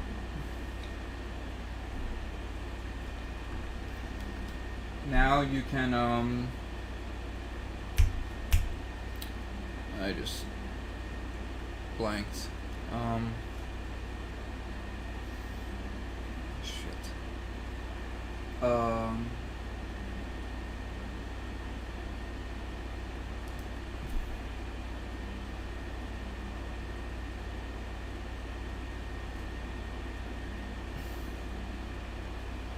Damn it, man.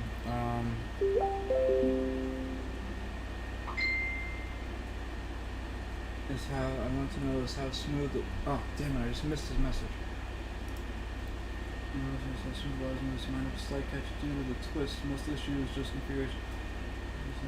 Also, how the Z chain mounts the back shooting. Okay. No problem. And I need to see the twist you're referring to. What's saying is something is wrong. Okay. You cut the at this point you should probably cut the zip ties. On the centerpiece. Yep. And get that out of there.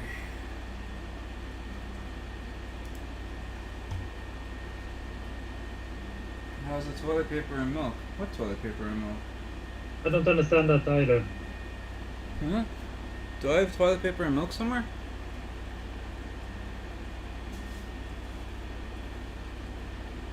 Did I have like a grocery list up on my screen or something?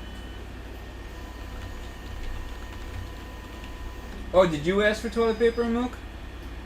No, I don't think so.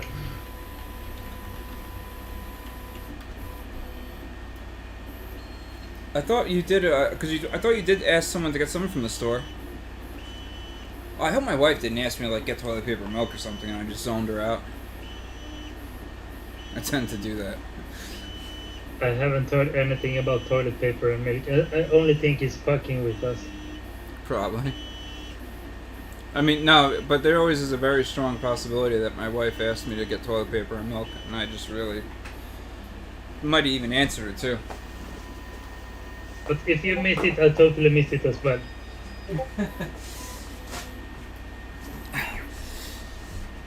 I'm so used to saying yes.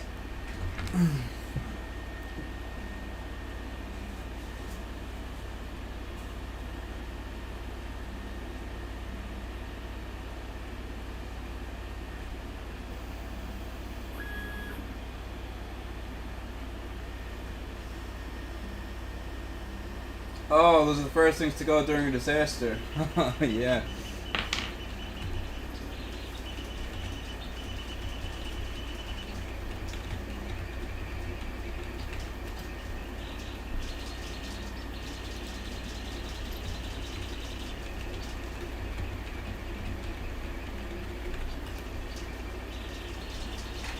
Ah.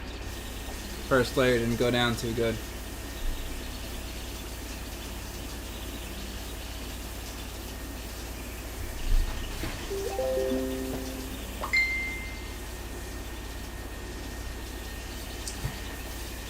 Yeah. I gotta,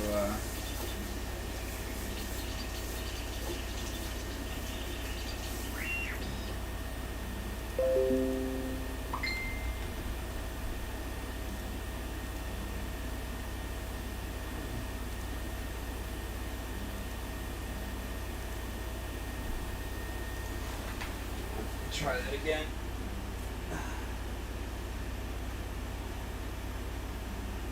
Oh, you know what? Print ABS with the fucking door open too, like an idiot.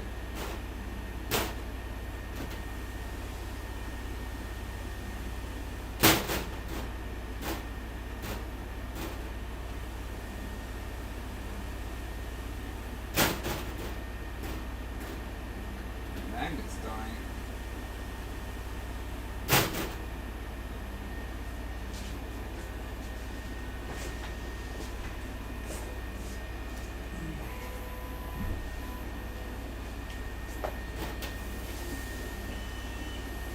That's crazy, the bird air is making the filament blow in a circle.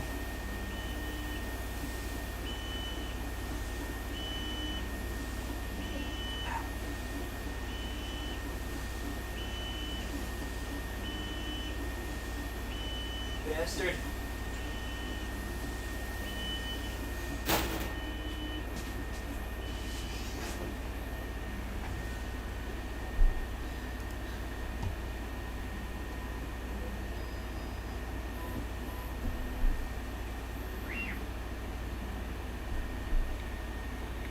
So do you want me to use some bolts from the kit, or use something to mount the new aluminium plate Bolts from the kit. on the rail?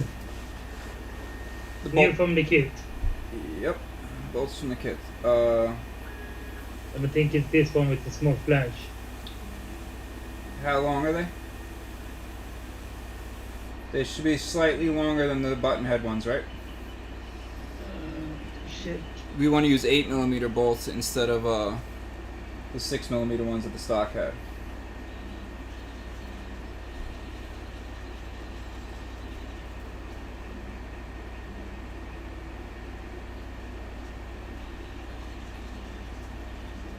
Yeah, it's almost 7.5. Yep, that's done. Yep, just wanted to make sure. Because there's 6 button head bolts that are for the motors, to mount the motors.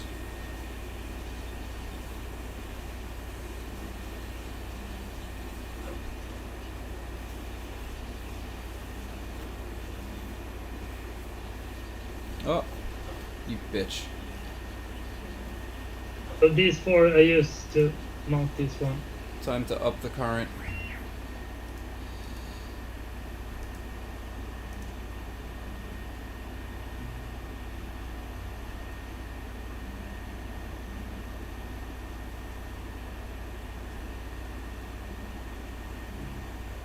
Oh shit, that might be the problem. I already do have the current.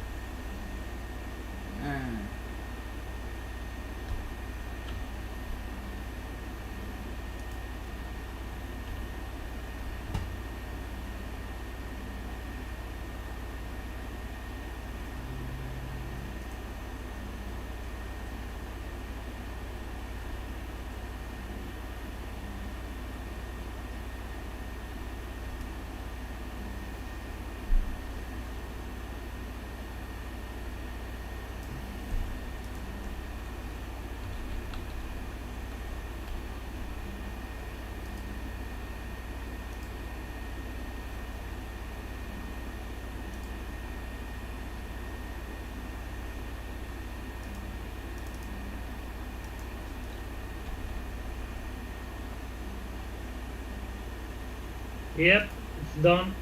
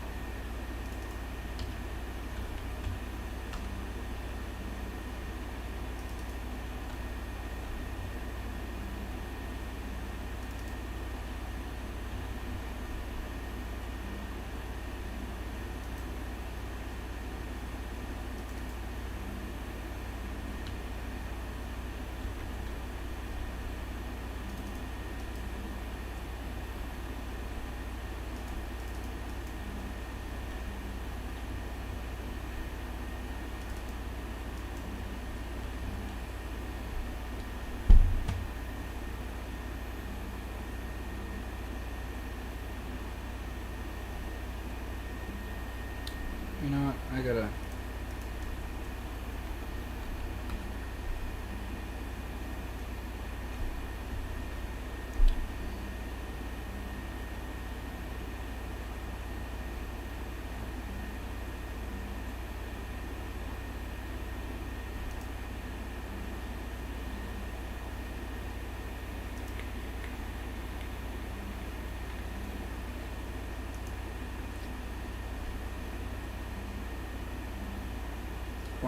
.3.04. I was right about the 1. I was off on this.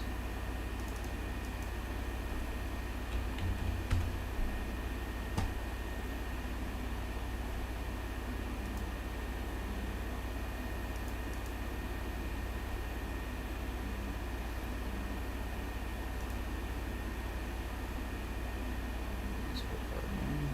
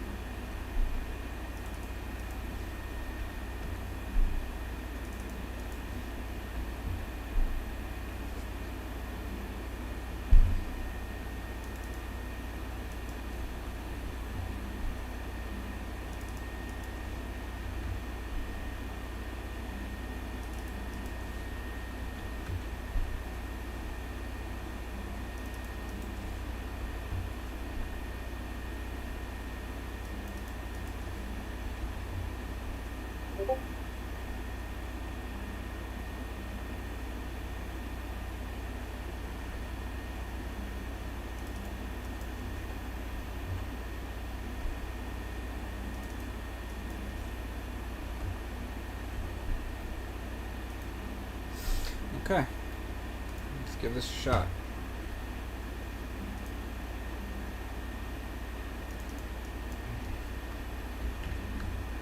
I think I guess I need some zip ties to remount the belt. Yes. I will go and get them then. You can Be right print if you have to. You can print clamps, but No, I have good. a lot of zip ties. I will come back in just a second. Yep.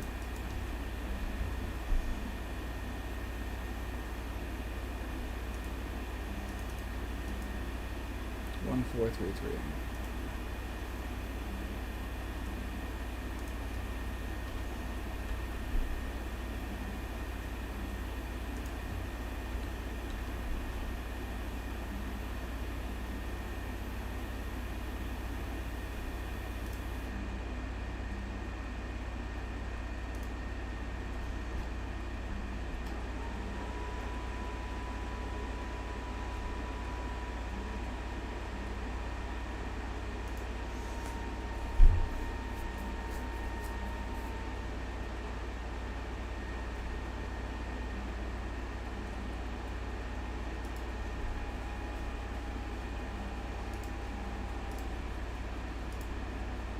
Alright. See what happens.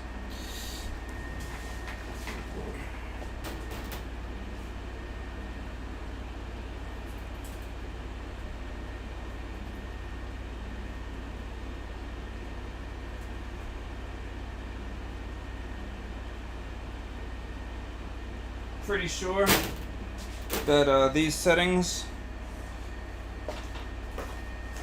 I'll be able to pull this off with way less current once I upgrade the drives.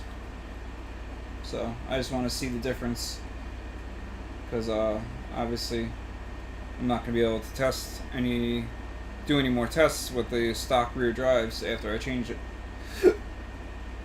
And my other printer is pulling this off with stock steppers that have 4 ounces less torque and running at 1.2 amps. Or maybe less, actually.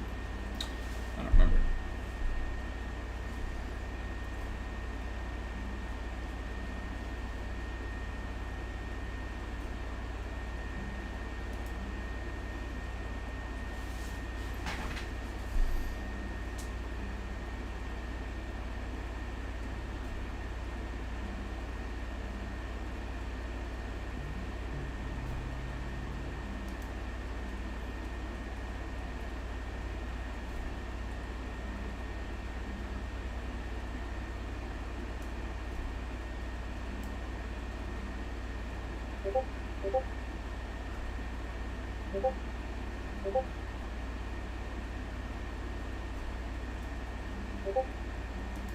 Yep.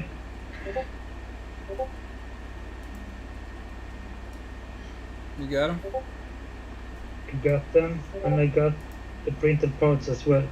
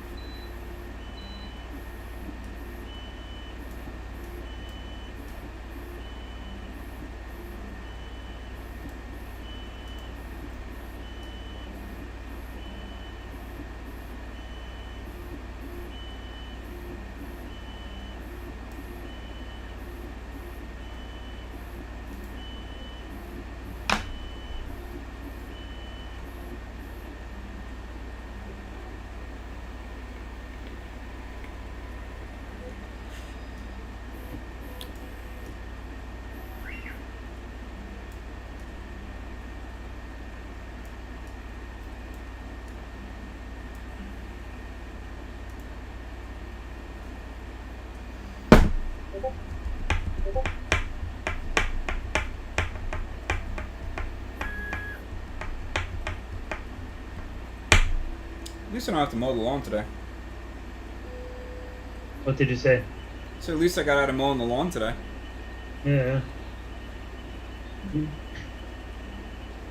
So do you want me to use this long bolt here that are threaded almost all the way? Inside there.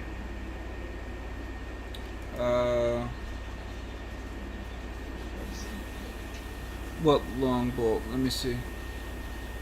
Let me look at the bigger picture. Okay, here we go. Yeah. Oh, wait a second, I can put it like... You know, the view was good. I just didn't, I wasn't sure which long bolt. I looked up after I didn't see the long bolt. I turned around too late. The view is maybe good for you, but for all the rest of the people...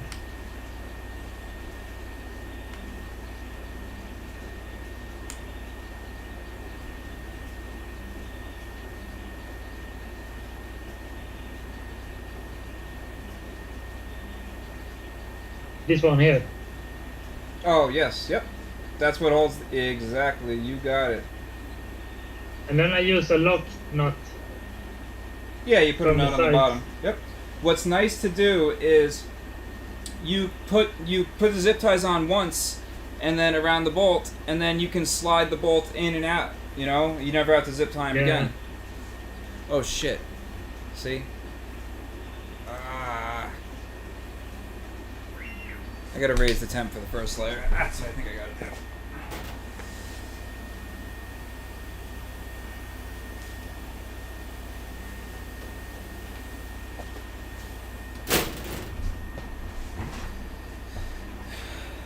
The nylon goes down nice on the Garolite at that speed, but the ABS just don't like it.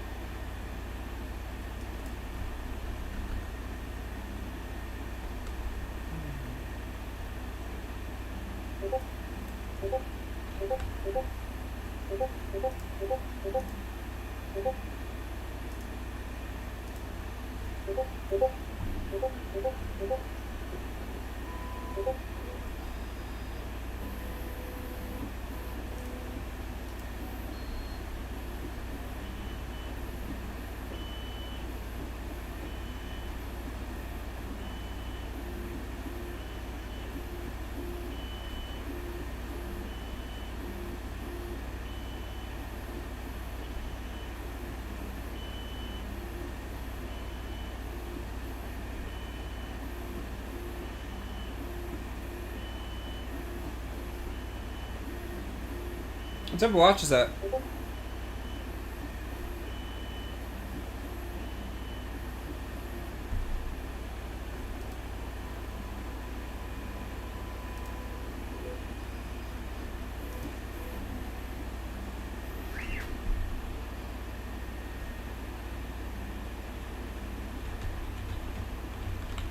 So now we come to the fun part.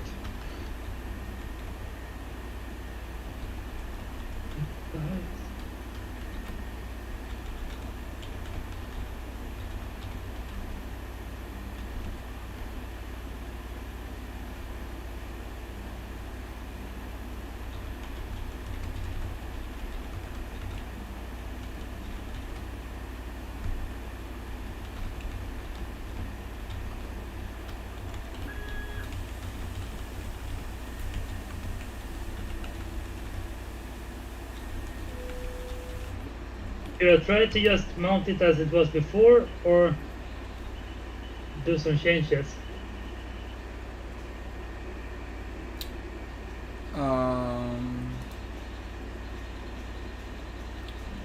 Mount it as it was. What do you mean mount as was before? The belts? Yeah, the belts. Well, don't mount both sides. Only put a screw in one bolt and only zip tie them to one side right now. One bolt on one side now. And I'll show you why in a second.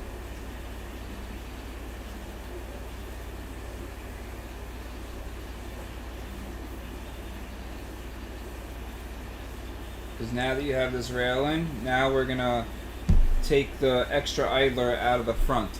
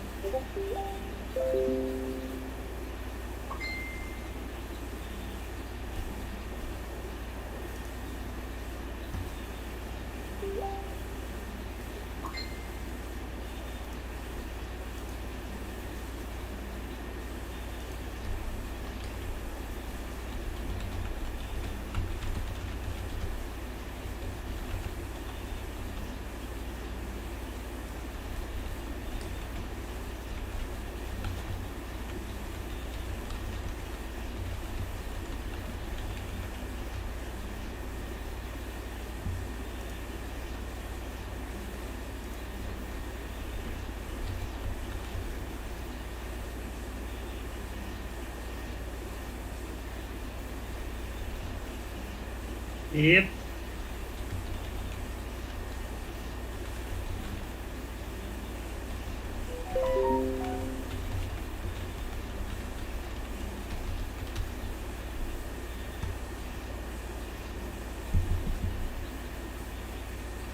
Alright, don't do that side yet.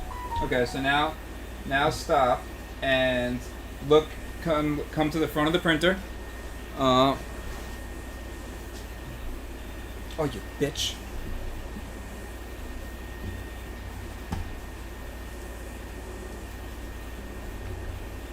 Yeah, so the stock gantry just is not gonna want to go to that acceleration.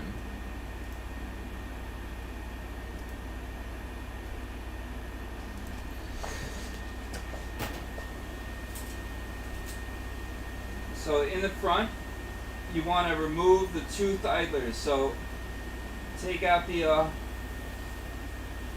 bolts, which I believe one is a 7mm. So you can use a nozzle wrench for the one, and the other one you just use an Allen key. So use an Allen key with the nozzle wrench, and take out the toothed idlers from the front. The tooth idler on the front of both tooth idlers or one? No, there's a smooth and a toothed. So you want to take the tooth out of each side. And this is why it was important not to tighten the belts on both sides, because we're going to need to switch it to going in front of the belt, like around the outside instead of going in between. So, like, look how.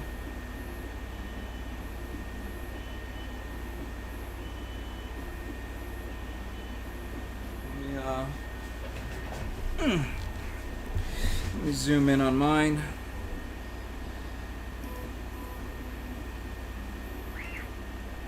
Okay.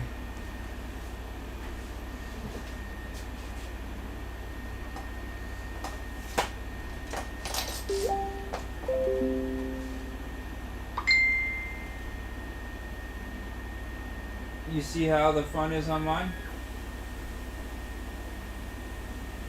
Yep. And that gets rid of a lot of tension in the belt system.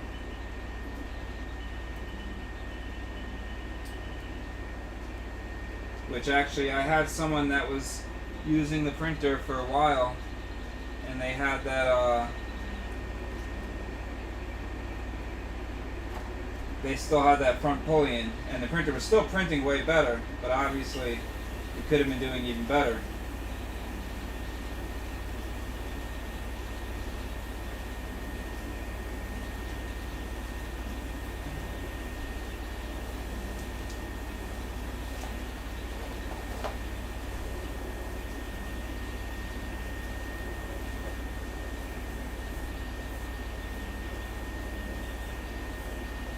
But if I remove the teeth idler, wouldn't it collide with other belts?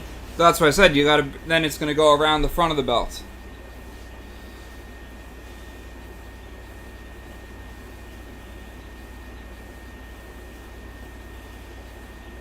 Damn it.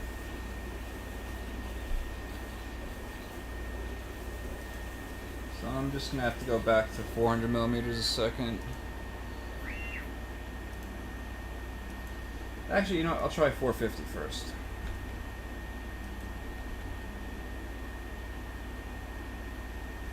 Yeah.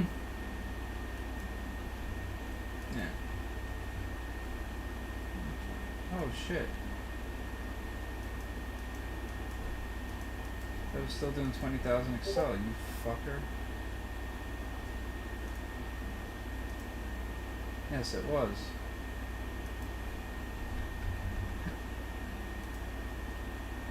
So I rearrange the belt so it goes in front of instead. Yep, which you don't have to undo those zip ties, you can just slide it right off the bolt.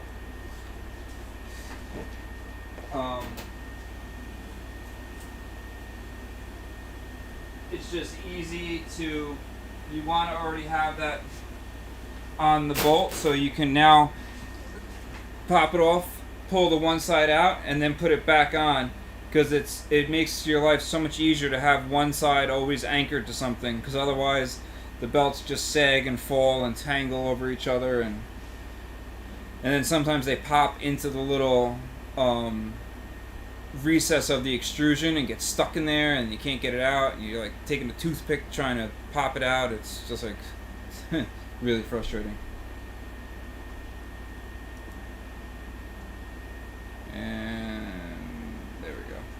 That's a good camera angle for it. Okay.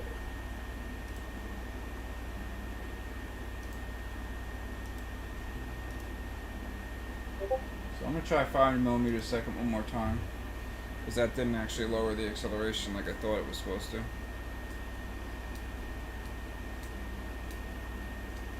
Oh, let me check the live stream messages. I'm about to go run downstairs and grab my third monitor, so I can leave the live stream up.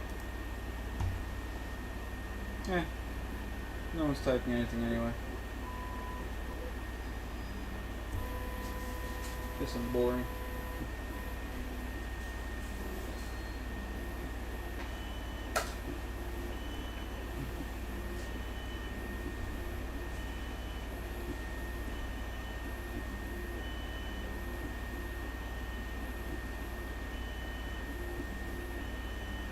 Actually, you know what I'm gonna do? I'm gonna do something like imagining that I have a K next to the 5 concurrent viewers. I'm going to give away to Kodo. I gotta think of a way to do it, and the stipulation, the rules of the giveaway are just basically gonna be that whoever I end up giving it to, I want them to at least do one, or at least try two, but at least one really, but would really appreciate two prints that they had done right before they installed the Kodo, and redo them with the Kodo and compare, you know, show the improvement in the output.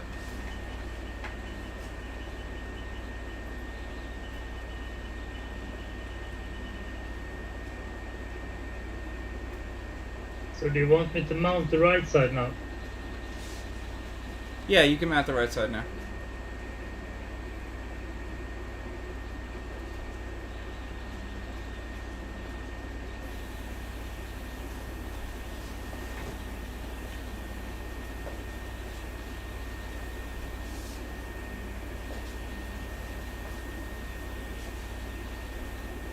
Oh, damn it.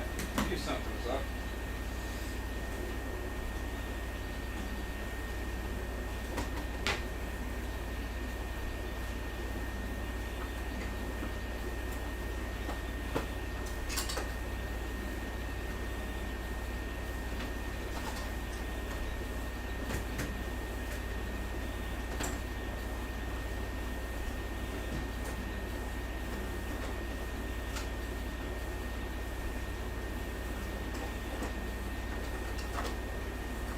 You want me to zip tie it first? No, you don't have to zip tie it first. That don't really matter.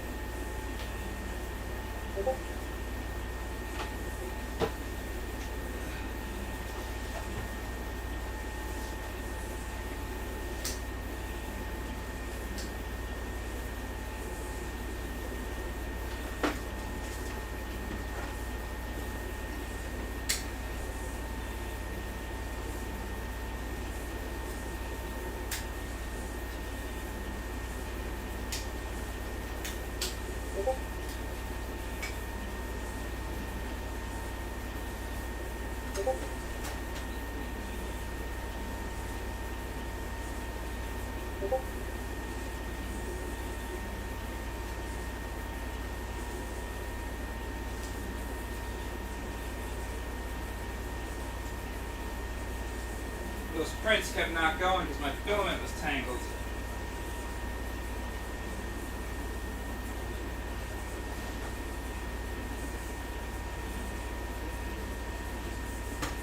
Wait a second, Robert.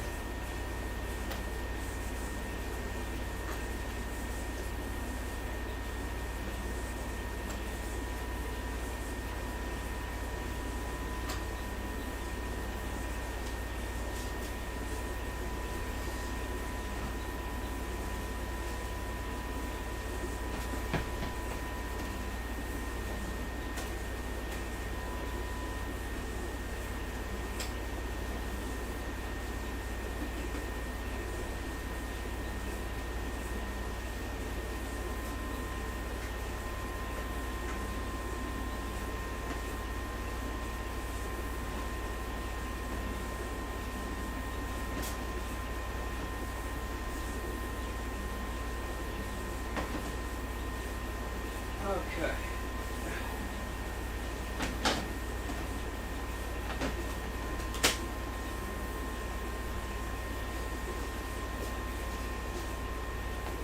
Yeah, see now it's printing perfect. That whole time it was skipping layers so my filament was tangled.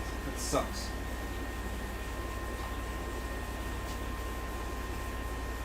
Whatever.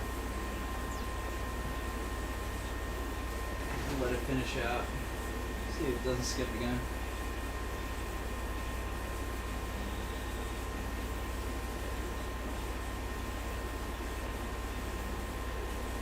Actually, you know what? It's gonna do it so fast I gotta start it over again because I want to see.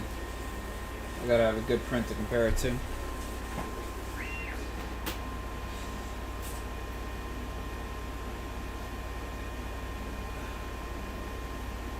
That's such a stupid problem.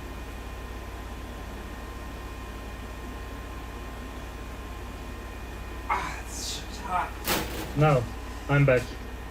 Yeah, that whole time those prints were failing because my filament was tangled.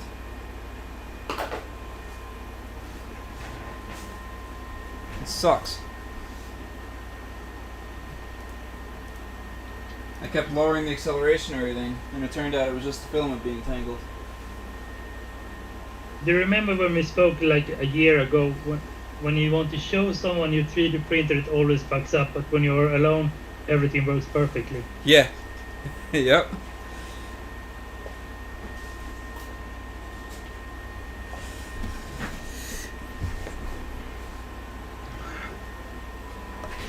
Yeah, everything is mounted now. You put it on backwards though. Put it on what backwards? Nothing, I just felt like saying it.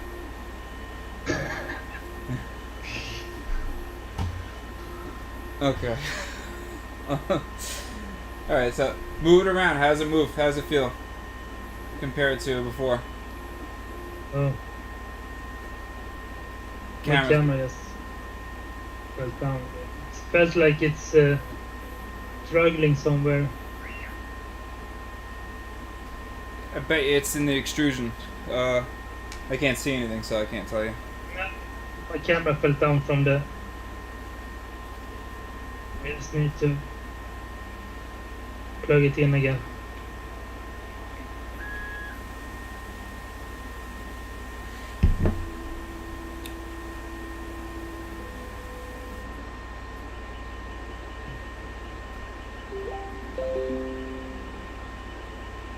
You might need to restart the Pi or switch to a different yeah, camera. Maybe. Because it's not plug. You can't they're not hot swappable.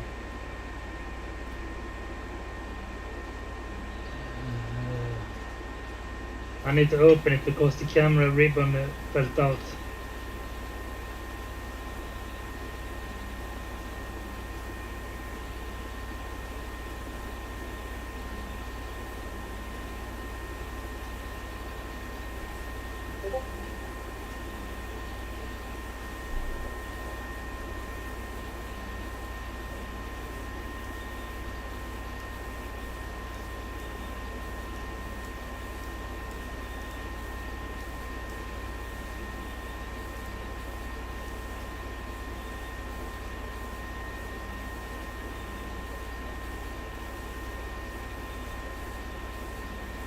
Nope. Alright.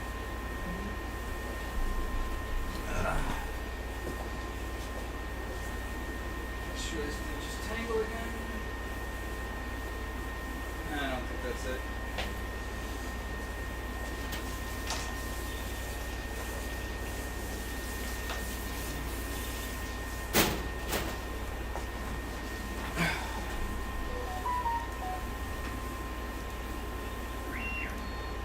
The motors are nice and hot. Hotter than I like.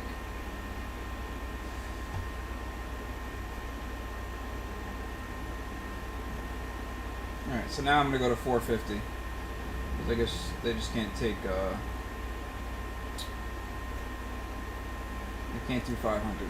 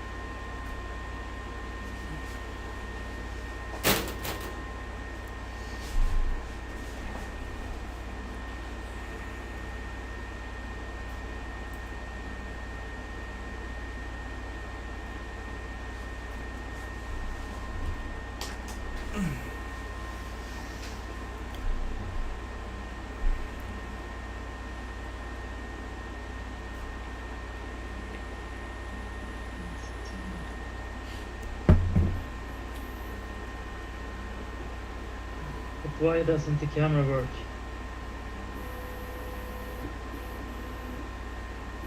You restarted the Pi?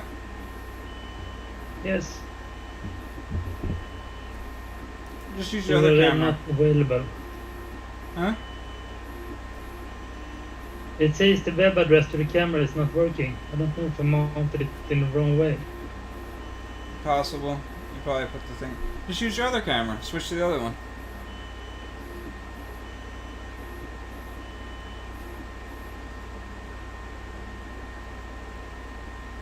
There you go.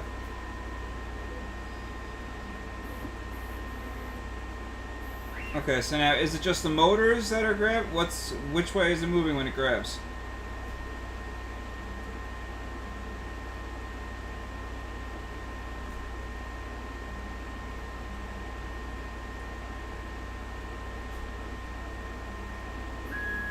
Can't see where it grabs or... Now you never tightened the bottom of the X mounts, did you? No. Oh, perfect. Okay, yeah. So pull the bolts off for a second The bolts off from what? from the carriage, so the belts get loose.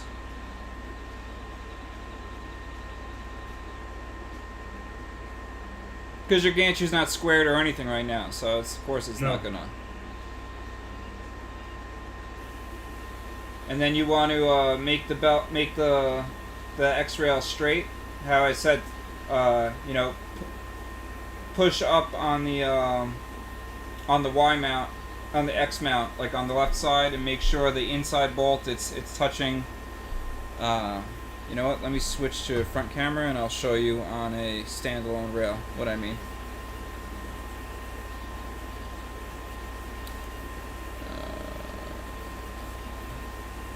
But isn't this the time I need to change the linear rails?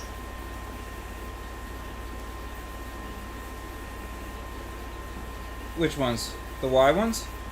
Yeah. You don't have to. If you're changing them, yeah, you can. But that's not. I mean, you can do that afterwards. That's really easy to do. So don't worry about doing that with this. You know. A lot of people aren't going to bother changing theirs because there's just no need to unless theirs are bad. All right. So here, let me show you how to do that part. Oh, wait a second. I think I found it. The belt is inside the extrusion.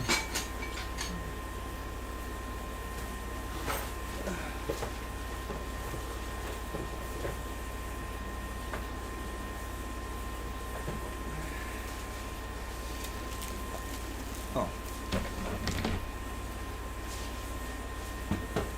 So what you're gonna do? Oh, let me know when you're ready. Yeah, I'm ready. Okay. So what you want to do is how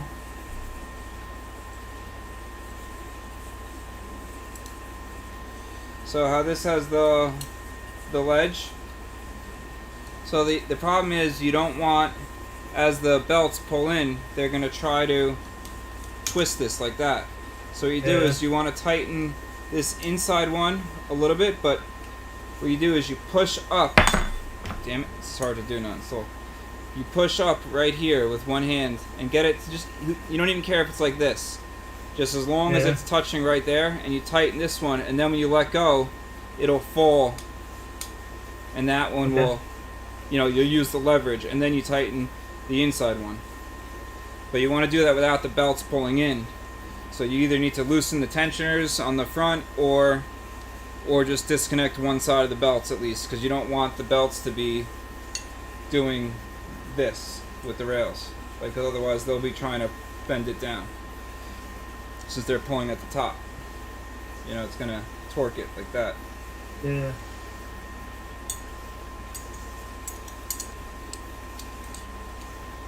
That's actually, I want to make note of this time on the thing, because this is actually the part that I think Adam might be running into. So this was at 2 hours and 49 minutes. God damn it.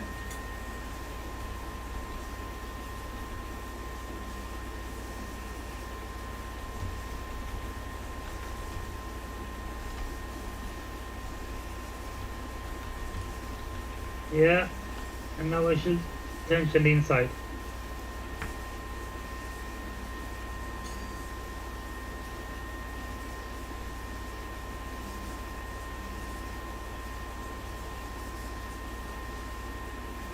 Yep.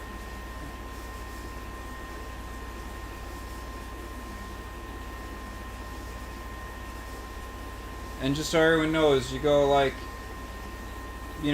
finger tight, and then maybe a quarter turn more tops. You do not want to be using any type of socket wrench or power drill unless it's a very weak, like, little hand screwdriver.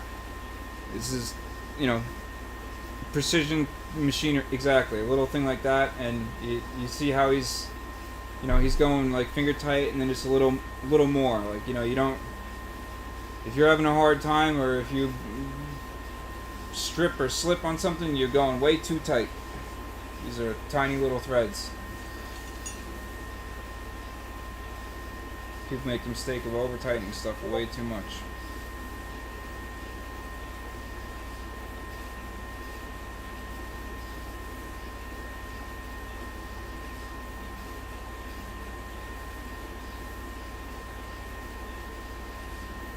I think the thing is, the belt is so low, so that's why it feels like. Oh yeah, it's gonna be skipping teeth. Yeah. So now you can start now you can start taking apart for the drives, which you probably want to just take the back panel off. You can either take the back panel completely off, or I've gotten away with doing it with just taking one side at a time, but it probably is easier just to disconnect mains power and take the back panel completely off. But that's up to you on how you want to do it.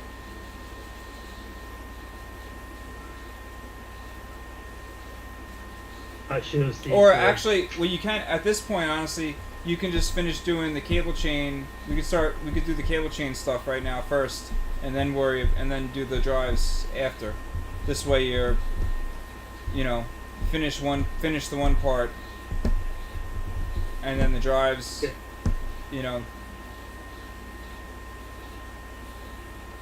So you want to take off the acrylic like I did on mine. Everything's loose. Alright, perfect. So lift the acrylic out so that you can get your, get that, you gotta take off the Z-belt support, and we gotta remove a bunch of links from the Z-belt.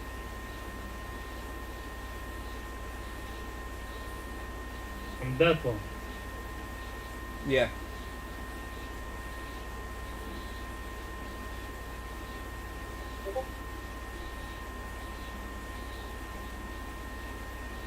Don't understand why my second camera don't work anymore.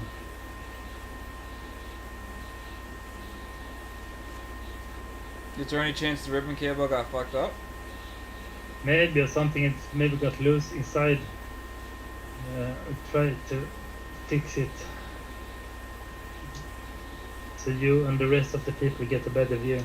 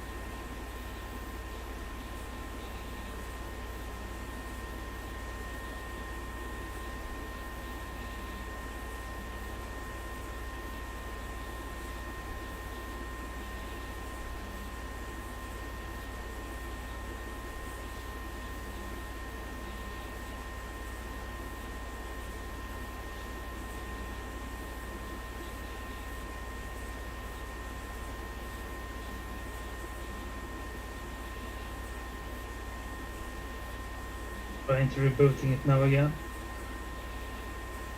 Oh, it's your printer that makes all the vacuum noises. Oh, yeah, it's because I'm printing at 500 millimeters second for perimeters, 400 for and the resin printer has actually, I don't have the cover on my resin printer. I should, because it has those two fans with the charcoal filters to prevent any smells. But yeah. You want me to loosen the cable chain behind the back closest to the motor. Yeah. Yeah. But you also need to get the acrylic that's around the bed up too.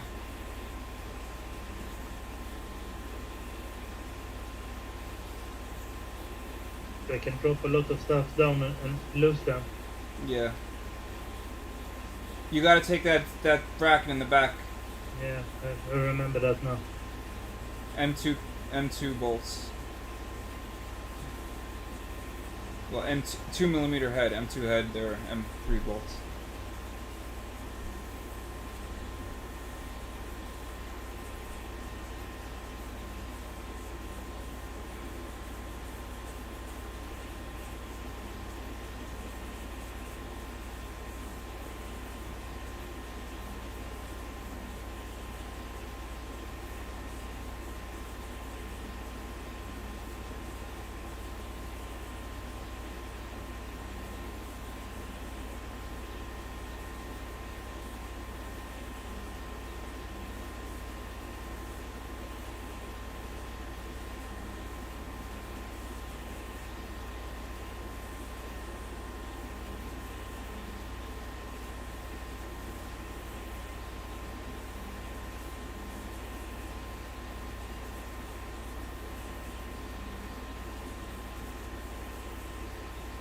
Oh yeah, you gotta move the camera to get it out usually.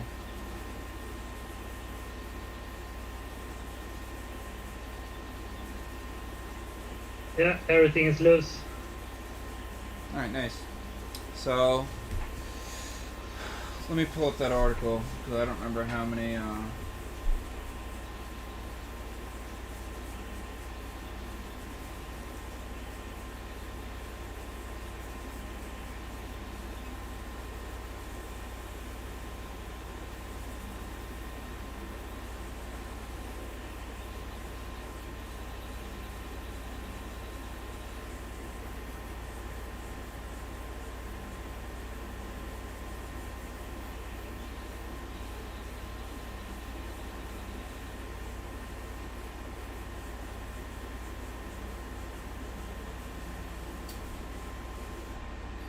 it's pretty crazy how much that thing really flows through a 0.4 nozzle.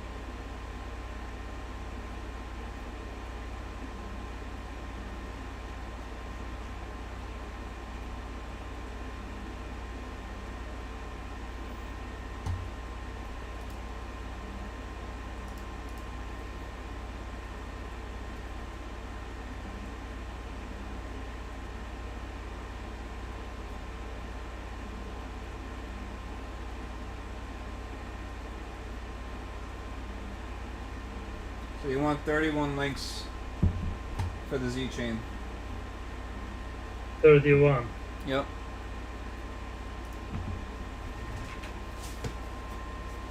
And you printed 2 links to cable chain, so it's actually, you can take the old XY chain and use it for the Y, but that's something I might do right now too, is change to a printed chain for my Y.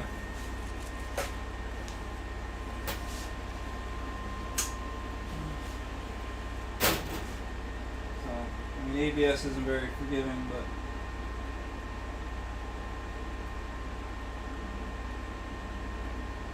it's crazy. At 400 millimeters a second, it can handle Really it. good. Well, no, that's 450. At 500 for perimeters and 400 for the inside. At 400 flat, I stopped it, but this is how it was coming out at 400 flat, and I was on the phone with Ken Nunn last night. The best cube. Isn't that nuts? So to me, that's not a pass, because that's shit. Look, that's shit quality. I don't believe in all these tests that everyone does, and everything looks like crap, because to me that doesn't count. So let's gotta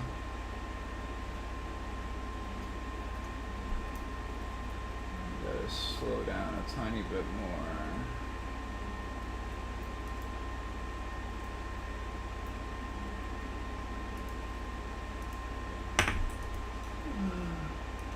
Yeah, about 400 on the perimeters and 400 for bridges.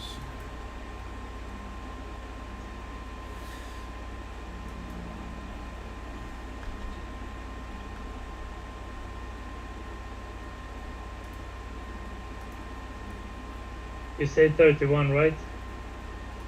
Yeah. This is the last one I'm gonna do before I take it apart. Because I'm running out of patience. Shit, why is it keep jumping back to 20,000 Excel instead of to 10?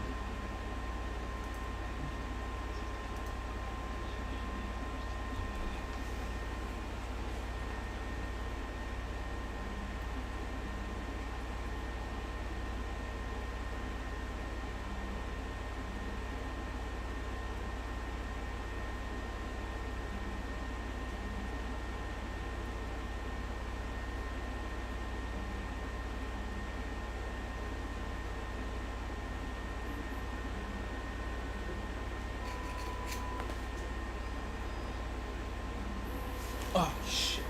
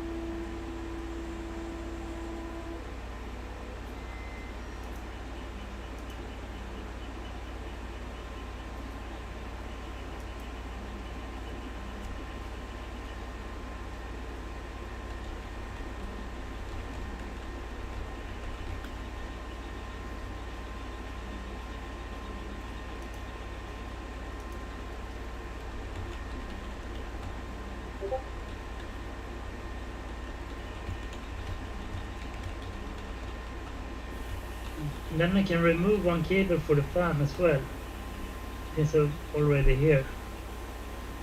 Yeah, because you're running bird area. Yep. Yeah.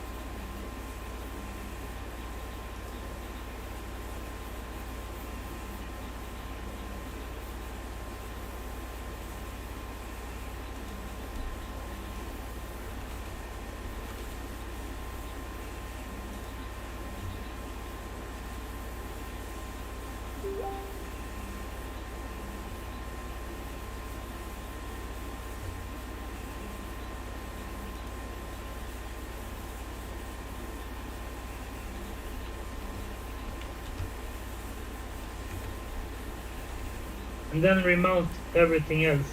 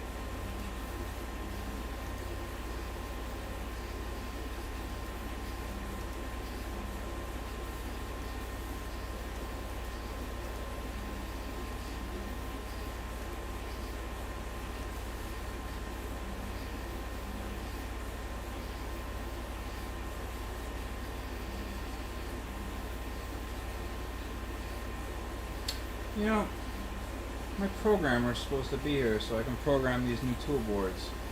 And it's still not. I just realized that. They're supposed to deliver it yesterday. What program?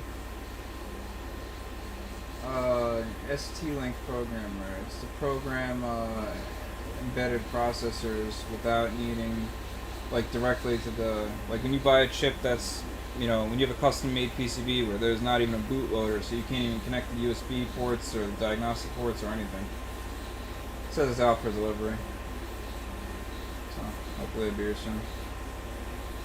I'll be so pissed if they give me some BS because it's hurricane.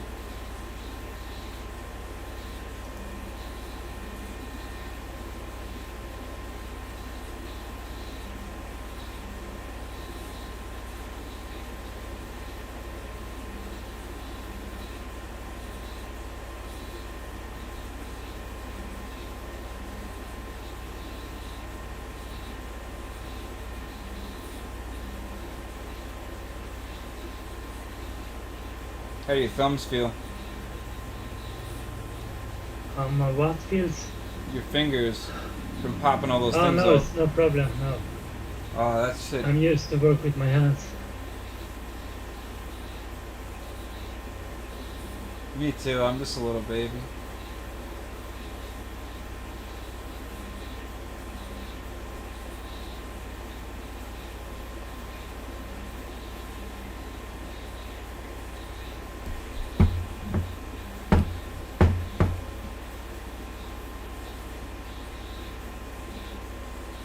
And now I just remount it. The cable chain. I wouldn't remount it yet because you're gonna have to now if you stick your head in and look underneath you should see that a lot of the cables are they might be zip tied, they might be zip tied like crazy, they might not be. But there's probably definitely going to be at least a couple. So you want to pull those zip ties out. Like undo the zip ties underneath the bed. Underneath the bed? Yeah, like if you stick your head in and look underneath, or go look from the side, they're right where it comes out of the bottom of the cable chain. You'll see zip ties. No, I don't have those.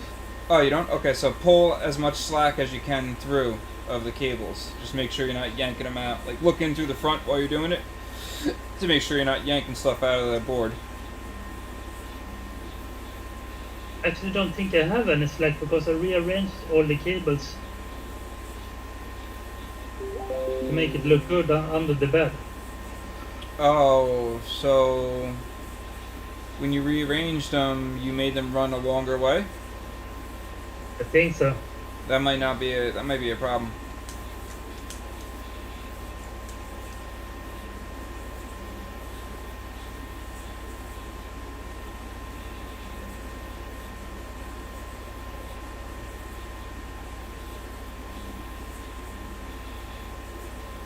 Because if you took a longer path,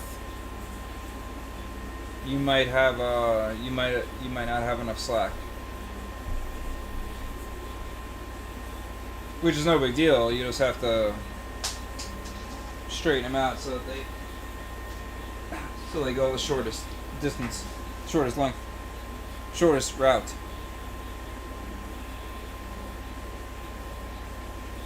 So what we do is we'll just start so we can see. So you said you printed 2 chains, right? Yes. Okay. So take your first one and mount it down to the extrusion with a T-nut to the Y extrusion. Are the T-nuts you supplied? It is 2 T-nuts in the kit. Yeah, there's 2 T-nuts in the kit. I'm trying to remember. Is there a T-nut from? No. You would take the T-nuts that were holding the original cable chain bracket, which I think I still see sticking up there, don't I? See the little cable chain bracket? The little cable chain. The little cable chain bracket that's sticking up in the back. Yeah, here. Right next. Nope, to the right, next to the motor. That little flat bar sticking straight up. There. Yep. Take that off.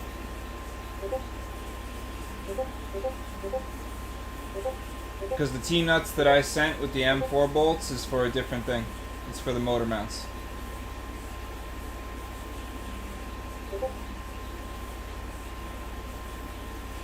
Let me write that down.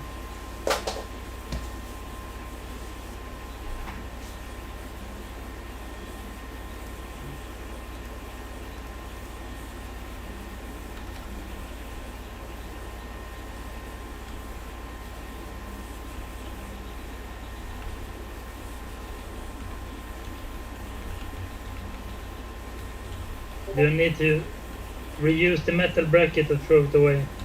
Throw it away. Weight reduction.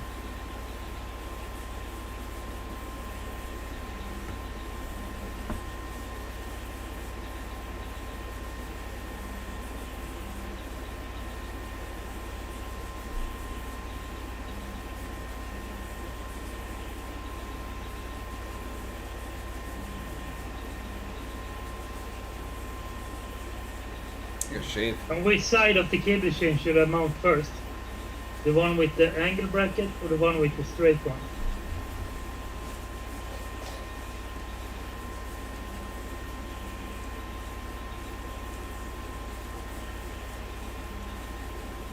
For that side, you want to do, yeah, that one. Yep. You said you printed 2 cable chains, right? Yes. Okay, because most people are going to be using their stock XY cable chain, the one that used to be mounted like that. For that, But I think I'm gonna change mine to this one too because I like the fact that it's more compact.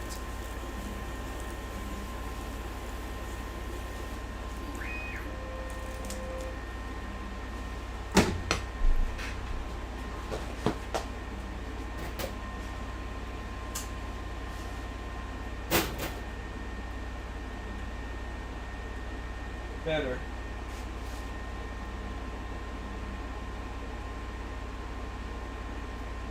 And the pressure advance is still off or something.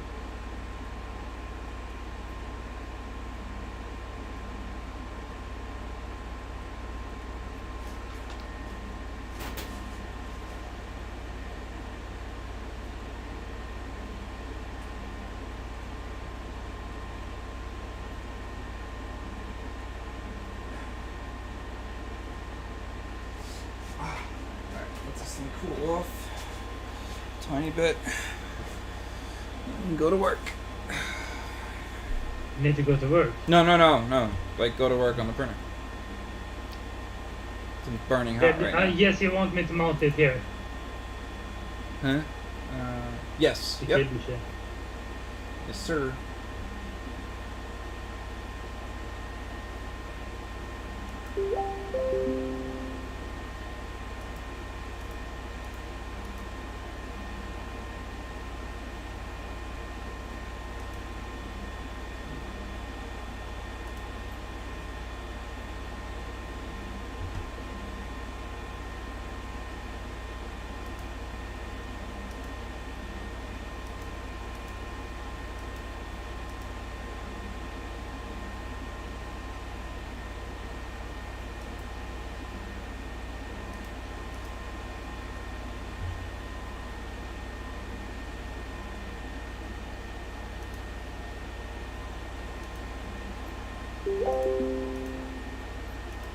And the length of it should be the whole extrusion?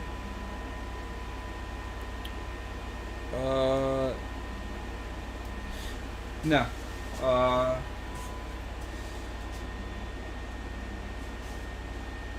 you know what? I don't know how many links because I have my Z1 on it right now, but it should be a little bit short of the whole extrusion. I'll show you.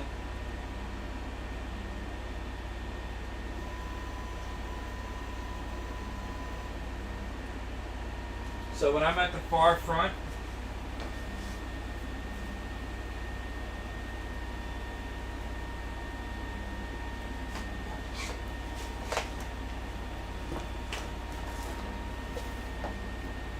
it's like that. It's just starting to lift up at the far front.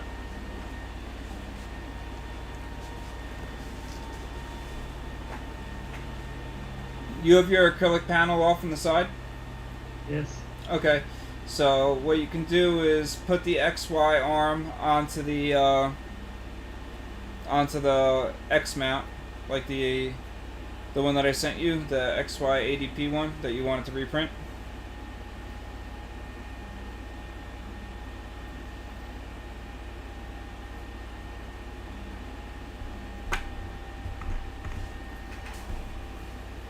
The one you sent me. Yeah, this piece.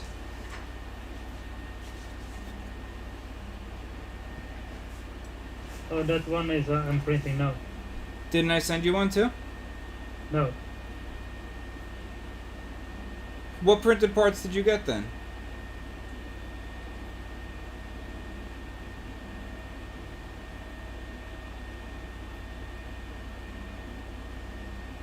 I gotta ask Peter.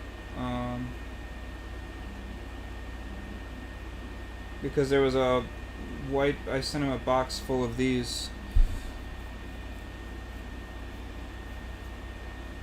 Damn it.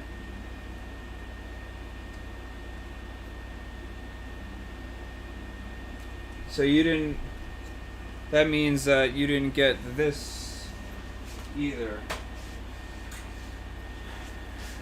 You didn't get this either then, did you? That one I printed myself. Oh, okay.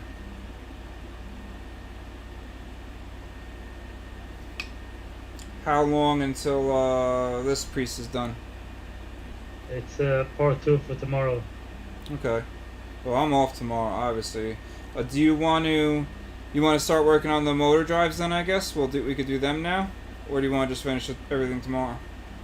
We can finish everything tomorrow. What I time? have all the parts. Same time tomorrow? Yeah. I could do earlier because that'll be because I know it's kind of late for you. We can call me tomorrow when you wake up. Okay. And I print everything and then I rearrange all the cables under the bed. Yeah. Try to get us exactly. You just want them to be running a straight run through, and then yeah. Plus, it's probably a lot for everyone who's been watching this. They've been watching for a few hours. We didn't really start doing much for the first. It took a little while to get going, but yeah. You know what we'll probably do? I'll probably let me see if Jake's around because we'll get that other thing posted.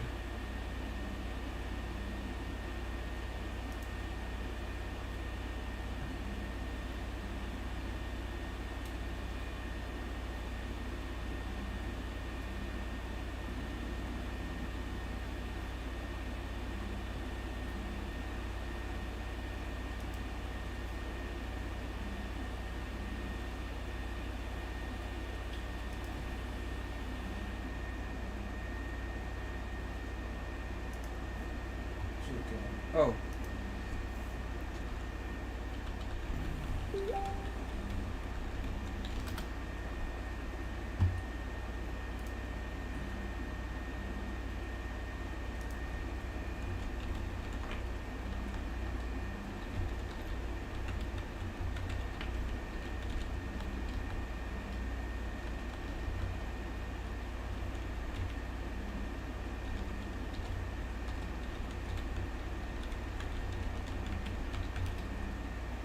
Okay, so where is Jake?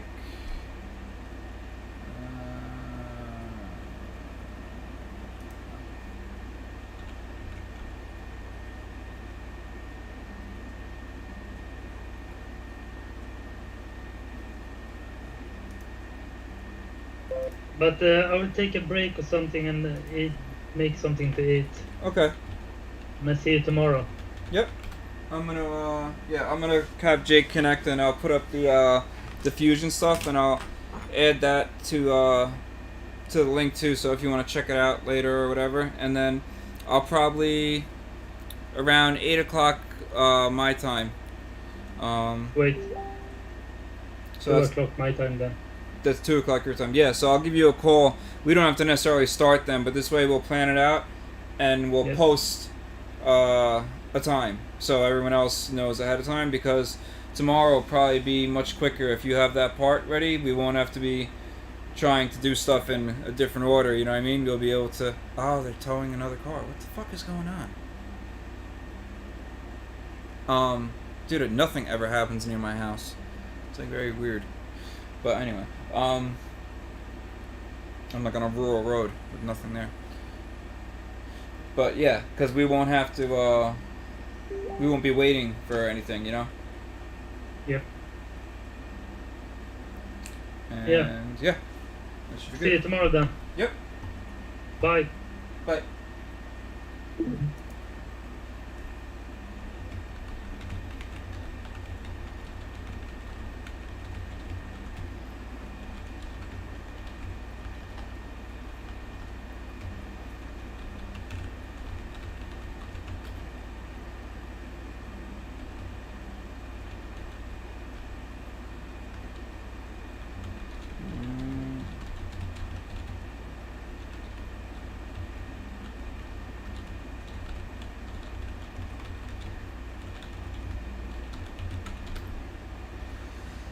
Alright, let me get Jake and JL on 810.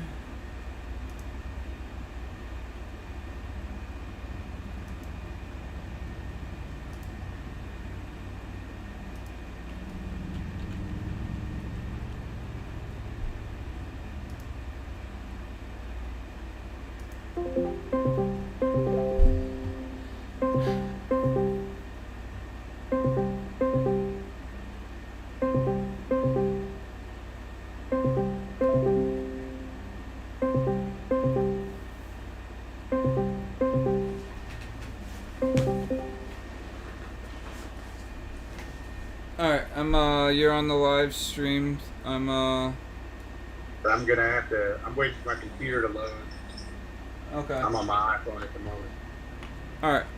So I'll switch it over in a second.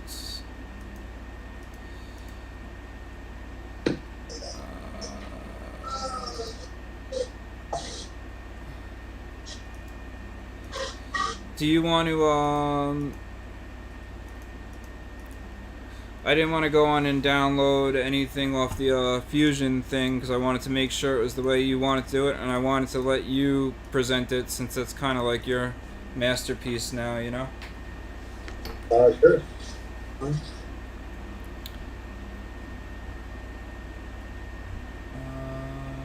see, so if you want, what I can do is I'm going to set it to my side monitor and we'll do an AnyDesk.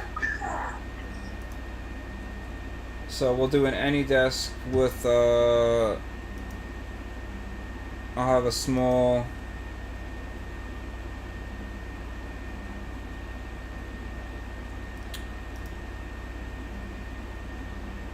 have a small thing of your camera. Actually, yeah, there's no point. We'll just do an AnyDesk and keep this on voice.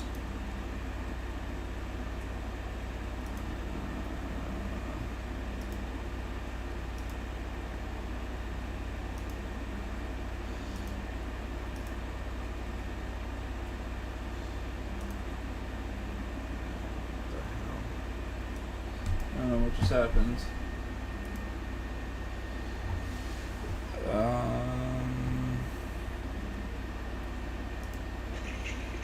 Oh, now you're back. Yeah, can you hear me? Yeah, now I can. Yeah, so we'll do AnyDesk. All right.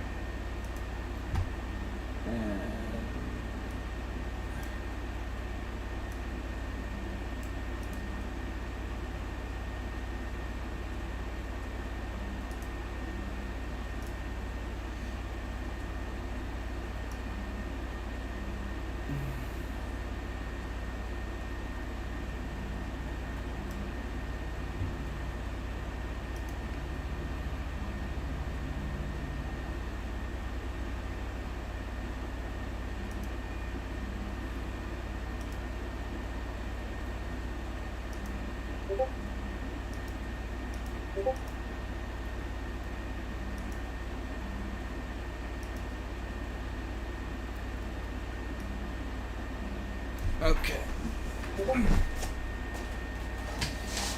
I'm gonna switch those bigger motors.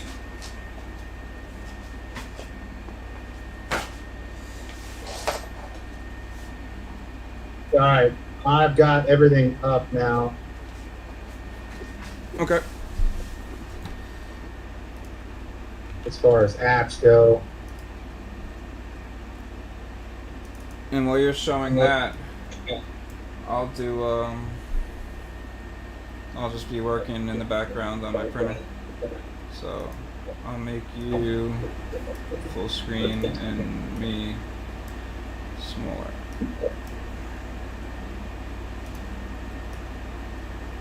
Alright, if you look in the live stream, you should see what they're seeing. I don't know if you want to take a peek.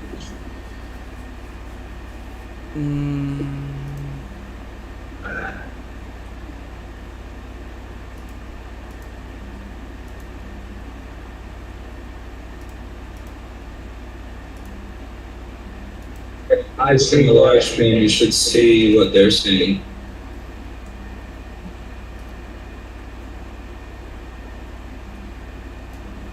Why the hell It is looks that not like muted? my computer minimized on the live stream, and we see your printer. Alright, good. Yeah, it's going to switch in a second. There's a delay. Okay, so Okay. go back to Fusion. Alright. So what all did we want to go over? Just show if you want to generate the link real quick and load it in the web browser, I guess, so you can show them how to use it and like Okay. all the stuff you added. Because this is probably the Alright. most complete Trudon CAD. Well, it's not even a Trudon anymore, but Yeah. Voron Yeah, Rail 4 basically- Trudon hybrid. Yeah. I mean, this thing honestly, this is pretty much. I'm gonna get probably flamed for saying this, but I think this kind of blows the Trudon, the Voron CAD out of the water now at this point. Yeah, it's pretty good. Because people can see anything they want. You know? Now, are we going to have it completely open? I don't see any reason. I don't see any reason to allow measuring.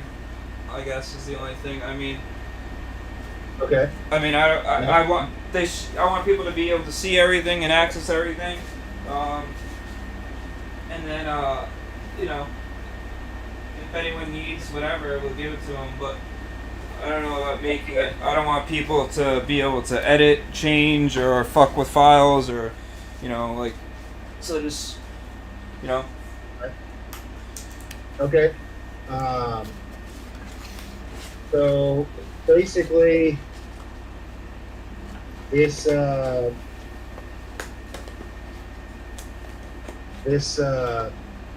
is what it looks like in Fusion. We're waiting for it to load here in the browser, and then we'll be able to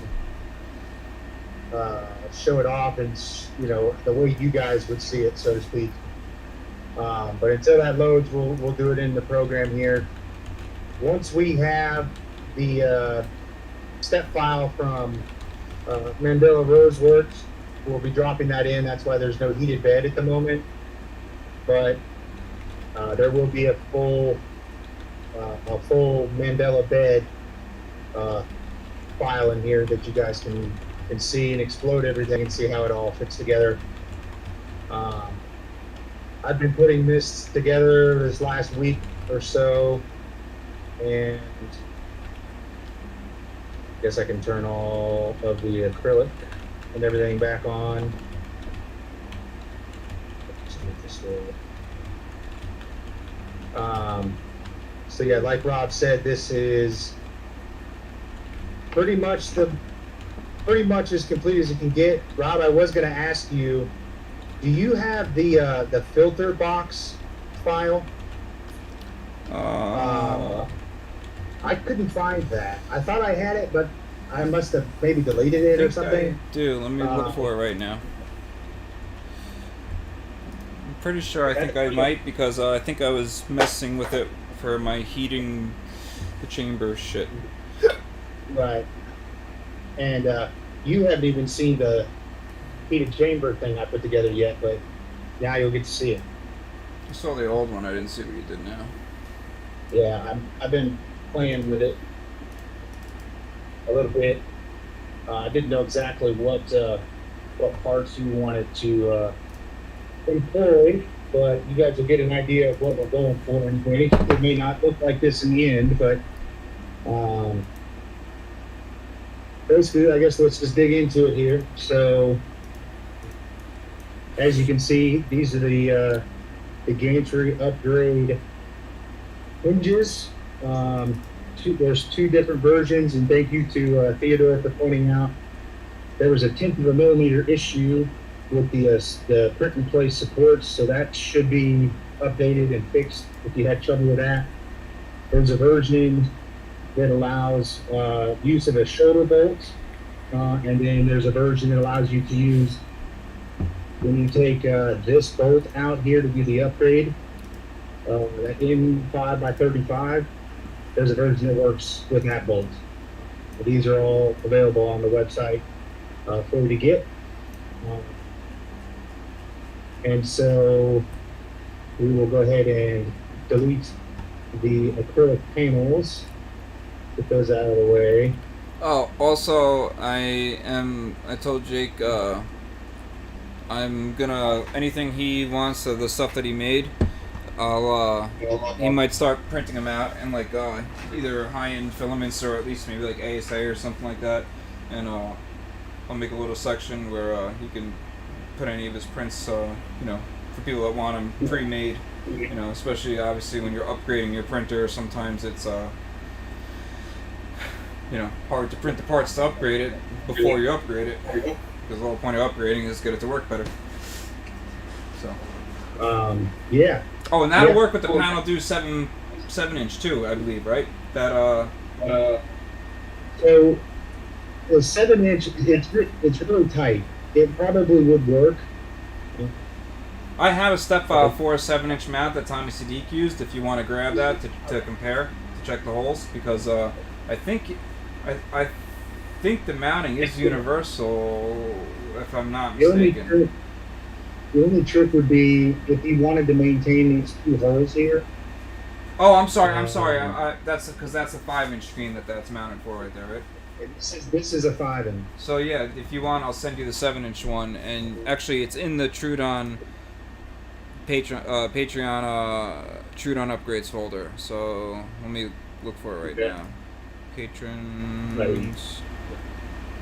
So I guess I can talk about this real quick too, for those of you that have had questions. Why are you not letting me isolate? You want to open up an empty folder real quick? I'll paste it into, so you can take a look at it and see what I mean. Like whenever, not now. But. Here. There.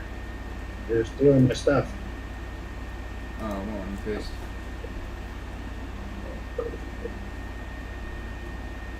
Just drop it in there. It's doing it again where it won't let me paste. Whatever, I'll just put it in our I'll put it in our OneDrive. Yeah, that's where I was gonna have you put it. Yeah, let's see here. Let's isolate this, and then I just dropped it in the main folder, and you can put it where you want. okay.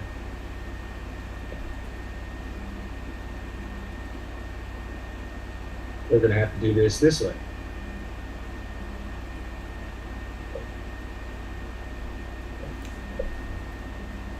Okay.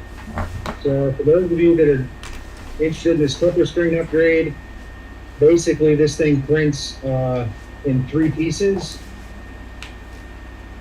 This green piece here is a standoff.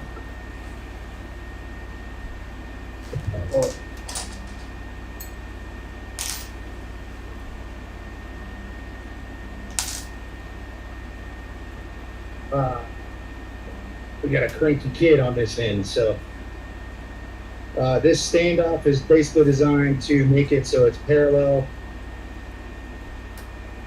with the back plate, so you can get your cords plugged in, access the SD card, all of that without any fuss. And the holes here, you will have to drill these 4 holes. Obviously, you don't want to drill it all the way through this front face. I believe it's 7 millimeters thick. This acrylic is 7.5. Yeah, 8. I'm sorry. So just be careful. I put this part in here, centered it up by eye, and took a transfer punch. You could use a pen or an awl and mark those holes, and then take your drill press, whatever, and drill a hole that's slightly under 3 millimeters, and then if you have a 3 millimeter tap, or you can just use the bolts to run the taps, basically. That's how that works. And then there's an animation on the website that shows you how all this all fits together. These 4 holes, you are only or 8 holes, you will use 4 of. I just put them there, an extra step, because that's what the clipper screen has. So yeah, basically all this screws together with 2 bolts. This bottom piece is the last part to get put on, and then you put these 2 bolts in down here that holds it all together. So that's the clipper screen upgrade. I printed with this face and this face facing down, so it's pretty. I learned that when I printed it myself. So that's the clipper screen upgrade. As far as the steps and whatnot to follow, that should be on the website. And then there's a link to the clipper screen.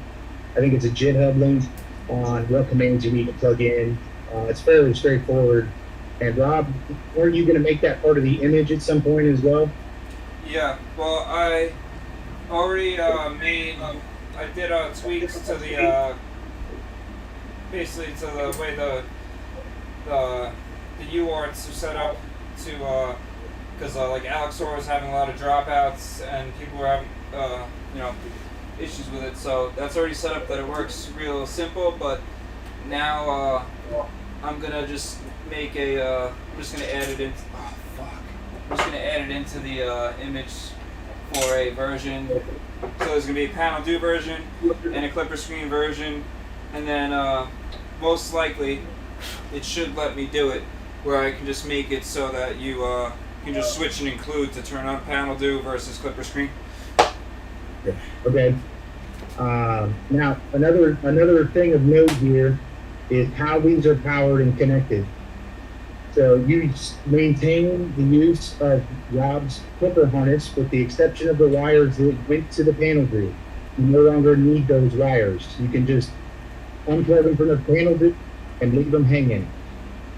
The power from the Pi will be transmitted to the clipper screen via a DSI Type E cable that is different from the cable that you use for the Raspberry Pi camera. Basically, the pins on the Pi camera, I think they have the pins on one side of the cable at one end, and then on the same end, you need it the other way around for this one. So they call them Type A versus Type B, and there's no reason that you can't just sand the leads on a regular Type A cable so you expose them on the other side and heat up that little blue piece and flip it over onto the other side. That's what I did. It worked just fine. But obviously that's a DIY thing versus buying a pre-made cable that's correct. So do that at your own risk, basically. Wait, what cable did you have to do?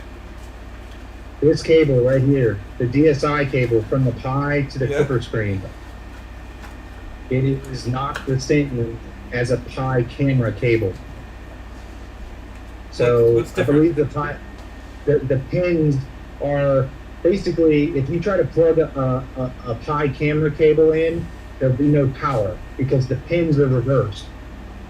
It's mirrored because the cables are exposed on the opposite side of the cable on a Type B. And for the DSI? Yes. And you couldn't just rotate it 180 degrees? No. Because the pins aren't exposed on the other side. You have to either buy that cable or you have to basically take your existing cable and hit the little blue piece with a little bit of heat, pull it off, and then flip it over on the other side of the cable and sand to expose the leads through the wire jacket. That's crazy. Which is what I did. Yeah, I don't know why it's different. Dude, and you're 100% sure on that, right? Because my clipper screen. Remember when we configured mine, it wasn't powering up? Yeah. That's why. I found a link. The link that I provide in the A3dp website post is a link to the Amazon, and I looked in the reviews on that screen. Is that only your screen though? Is what I was asking, I guess. Is what? Is that specific to your screen, or you think that's on any? Because maybe I the don't know genuine Raspberry Pi screen isn't like that. Because I think I have the. I don't. I gotta look into that because now I might have just used the cable that came with though. So I don't know. Well, right, and so for those of you that are running it in this configuration, like you see in the CAD model, I believe you can use the cable they send with it, and it will reach and be no problem. I have all my electronics mounted in the back, so I have to have like 1.5 meter cable to get the cable from the clipper screen back to my Pi. So they didn't sell one that was long enough, so I made my own, basically. So, anyway, that's the only real watch out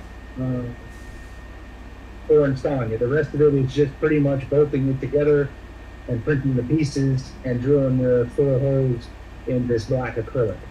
So I just marked the drill bit, at like 6 millimeters of depth and ran my screws in. So that worked pretty good.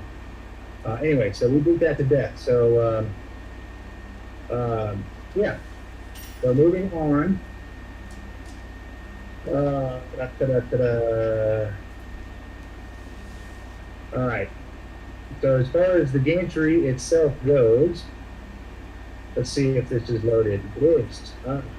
So here is what you guys will see when you click on the shareable link. You guys will have access to view this file, do everything except for measure.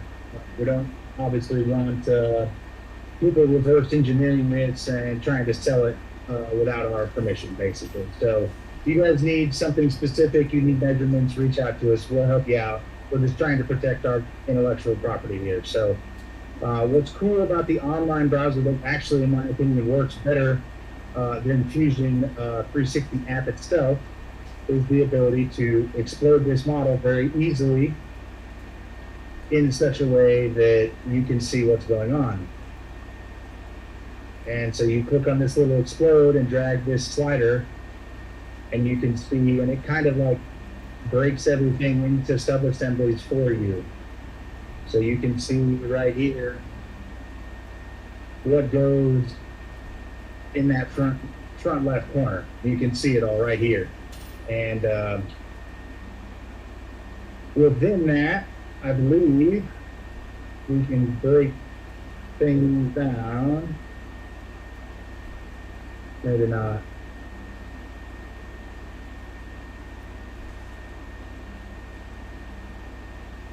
Yeah. So you can zoom in, like double click and zoom in on a part. And, you can see, obviously you don't need to count every ball bearing, but you guys get the idea. You can explode this whole model and see exactly where the washers go, exactly where the nuts go. I'm not including every frame, T-nut, and bolt. That would make things a little too heavy. But as far as the gantry is concerned, every nut, every washer, every bolt is there. So you can get an accurate count of what you need and where you need it. So I think you can even see here.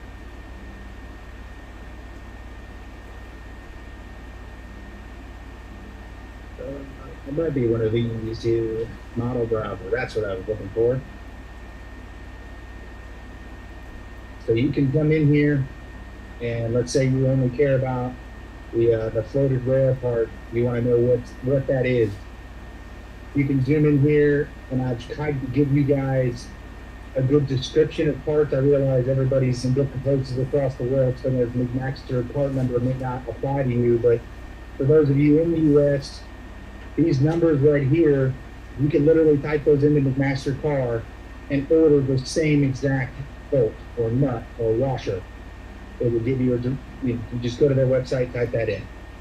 For those of you outside the U.S., you guys source it yourself based on the description. So, Rob or I would be happy to answer any questions you guys have if they're more specific than that. But just know that by clicking on this model browser, you can come in here, you can look and see all your different sub-assemblies, what bolts went to it, things like that. So it's a very inclusive model. I tried to be as thorough with it as I could. If you guys want something special measured, or whatever you need, we're willing to help out with that. So the other cool thing with this, activate this whole thing again.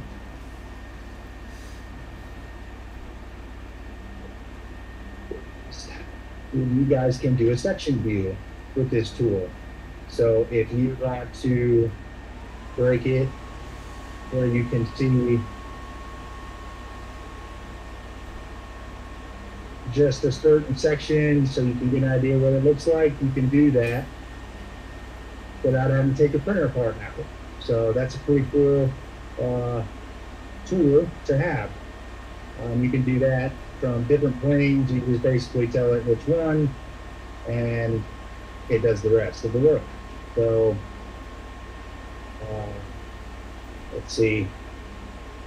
I guess, Rob, that's, is there anything else you wanted me to hit on this? No, that's good. Okay. I guess I can talk about this heated chamber thing. So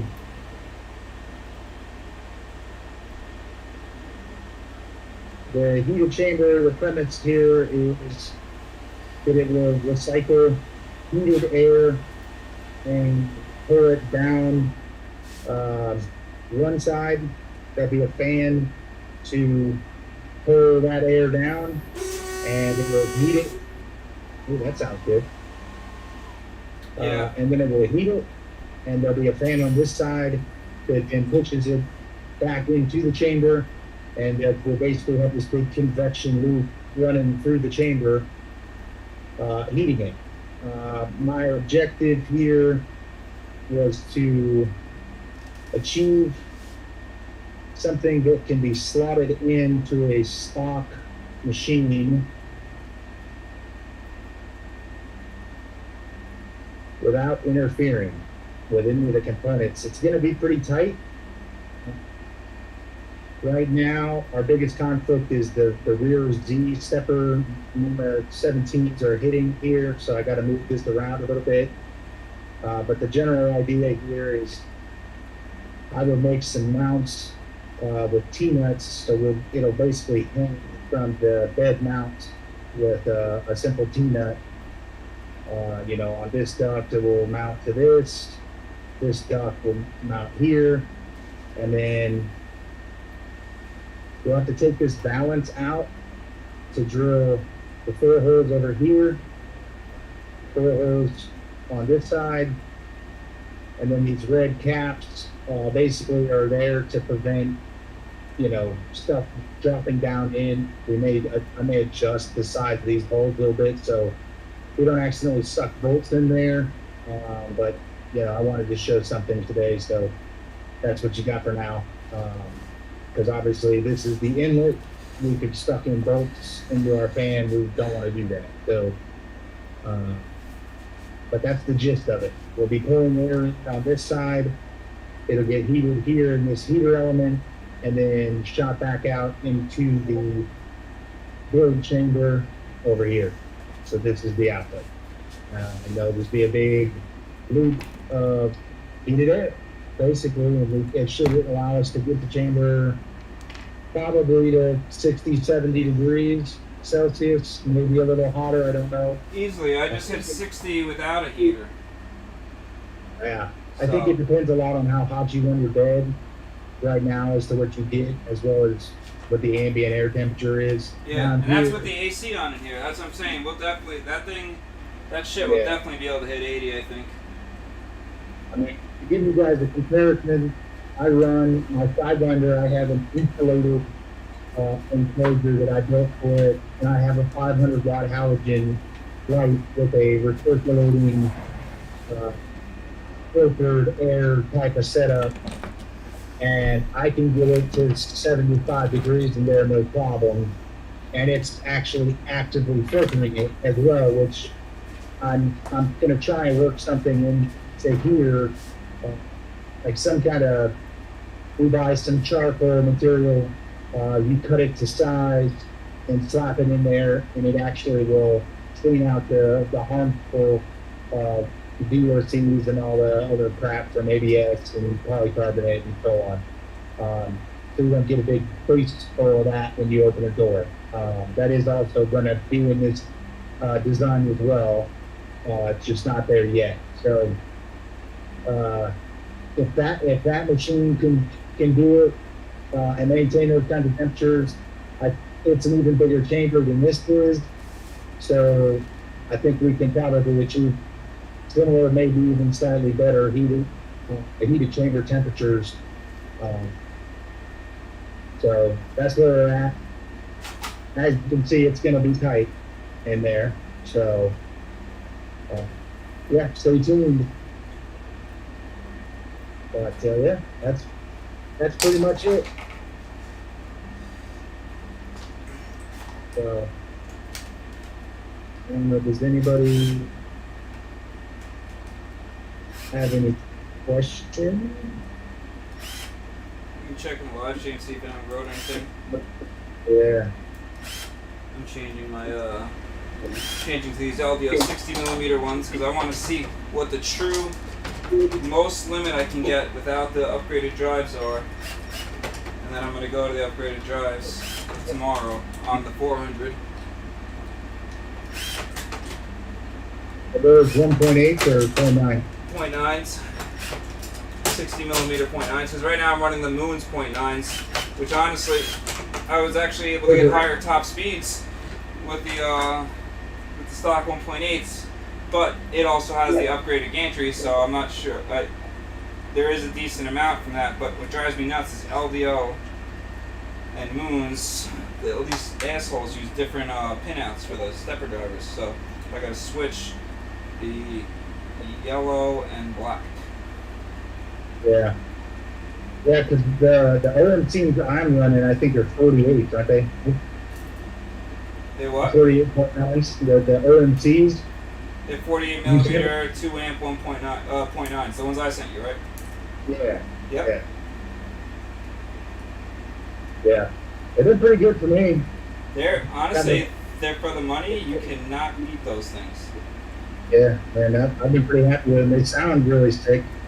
Yeah. But they are a lot louder. I will say that. The LDOs are loudest, I think. The Moons have the best. The Moons have the nicest sound, but that's the biggest difference you pay for is for the better sound. I feel like. Well, I don't know. I'll find out right now. Yeah, I guess.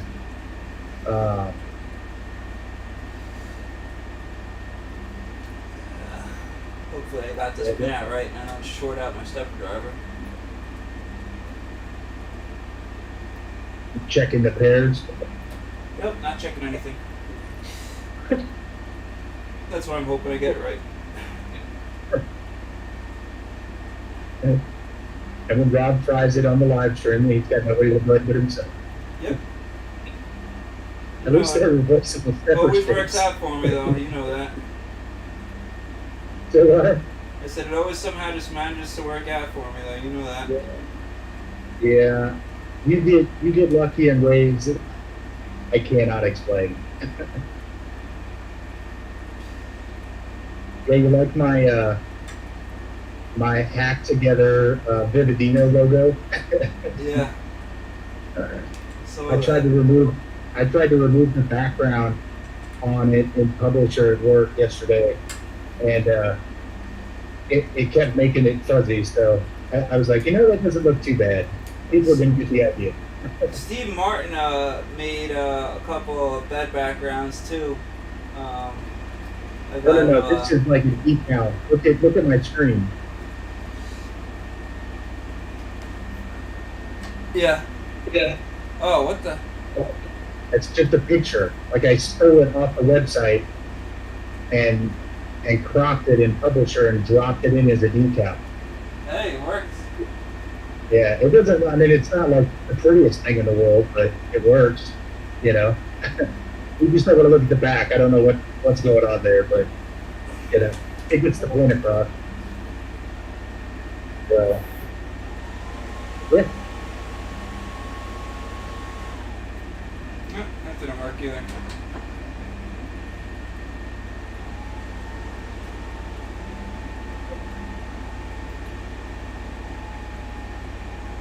Well, Yeah, I'm here. let's see. Trying to think if there's any other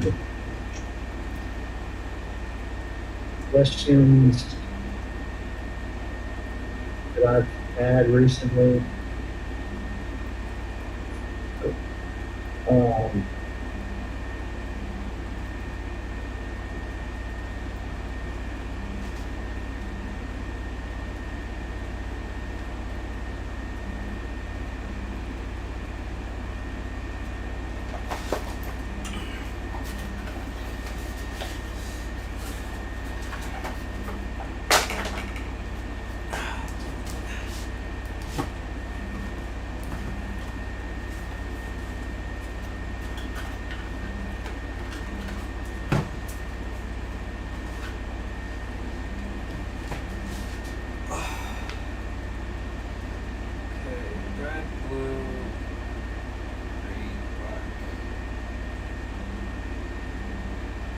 see if the sidewinders.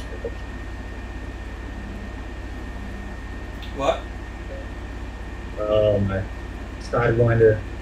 I'm printing up, I think I know why I'm getting so much resistance in my dry box. I made some like self-locating, like set screw type deals that I can put in my dry box in my Trudon. They're printing on the sidewinder because my office is still hot box for those tables. So, oh, it's complete. Cool.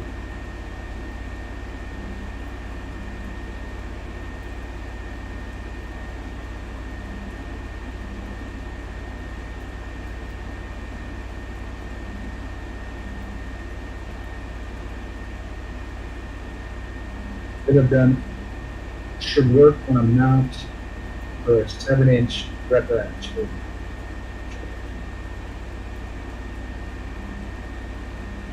Arrow, is that a panel groove or a clipper screen?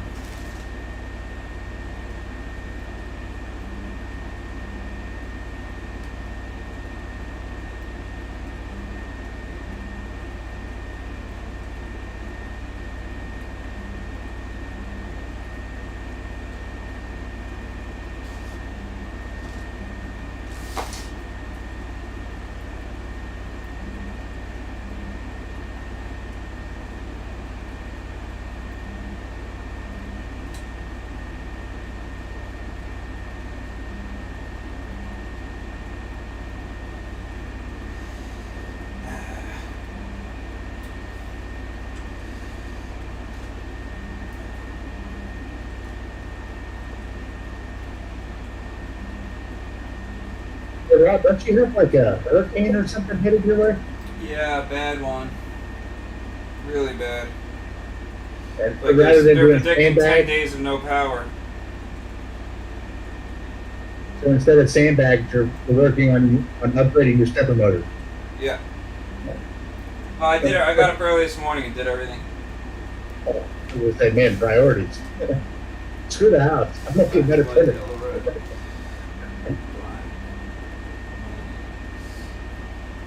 Oh, you said you sent me that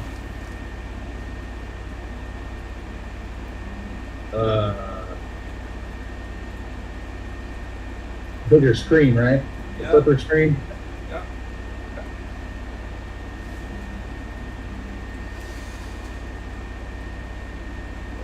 I guess I could ship with my rear electronics.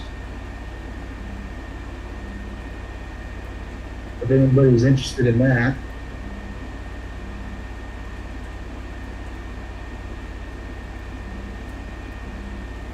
Well, that's a panel use.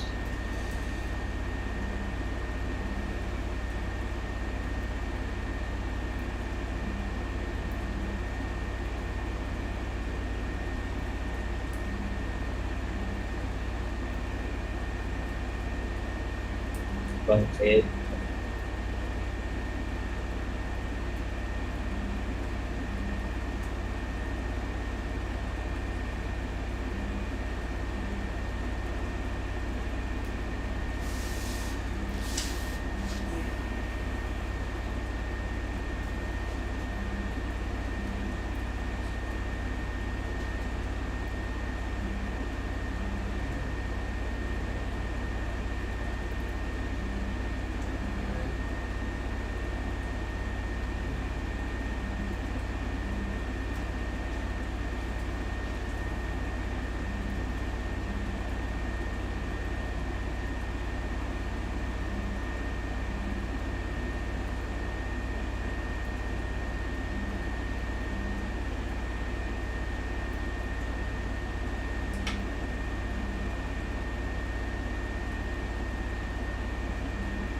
So while we're waiting for Rob, I can show you guys this.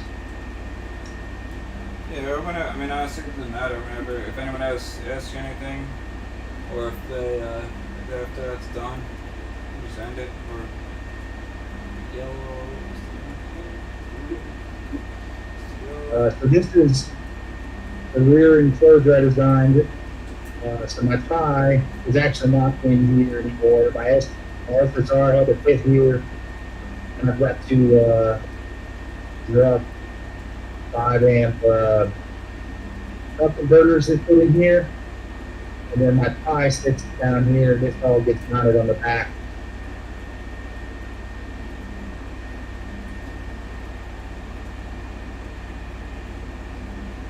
And so the cabinet fits here. I cut it. I cut this back acrylic right about here. So that this panel is separate from this panel, so I can take this panel off quickly, and the power gets put on this panel up here. So you can use the same wiring as the top stuff. But then my pie mounts about where this stock power switch is, and all my bird air stuff mounts the same as Rob does. And yeah, it's pretty slick. It allows for much faster troubleshooting and easier to get your electronics. So yeah, it's pretty cool. All of these parts are printed, and then they all slide together with dovetails. The hardest part really is mounting it to that back plate without drilling through that back plate. I think if I was going to go back and do it again, I would probably get some kind of adhesive and cut like a big piece of acrylic this size, and like a liquid nails or something, and actually glue that to this plate, so that then you could come in here and use these 8 holes to drill into that piece of acrylic or wood or whatever it was you're going to use. So you don't drill through that 4mm black acrylic. Mine kind of looks like crap because I had to drill through it in a couple spots. But it's not quite as professional as buying a regular, watertight weatherproof box, but I couldn't find something that was less than a couple $100, so I made my own. So it looks good. I like it. If you guys are interested in something like that, we could probably work something out. That's going to be a lot of troubleshooting with someone to get them to clearly convert over to it. But once you're there, it was a lot easier to work on the electronics. So that's pretty much all my goodies. Has anyone commented anything or no? Just there talking about the clipper screen. Okay, what do you ask? Or you already answered him? It sounds like he either should work on a mount for a 7-inch clipper screen that I have today. It sounds like he wants to put that clipper screen on. I think I could probably scale it up, the design I did, for a 7-inch clipper screen, and just adjust it for the different hole patterns. But other than that, I don't see any other comments or anything. So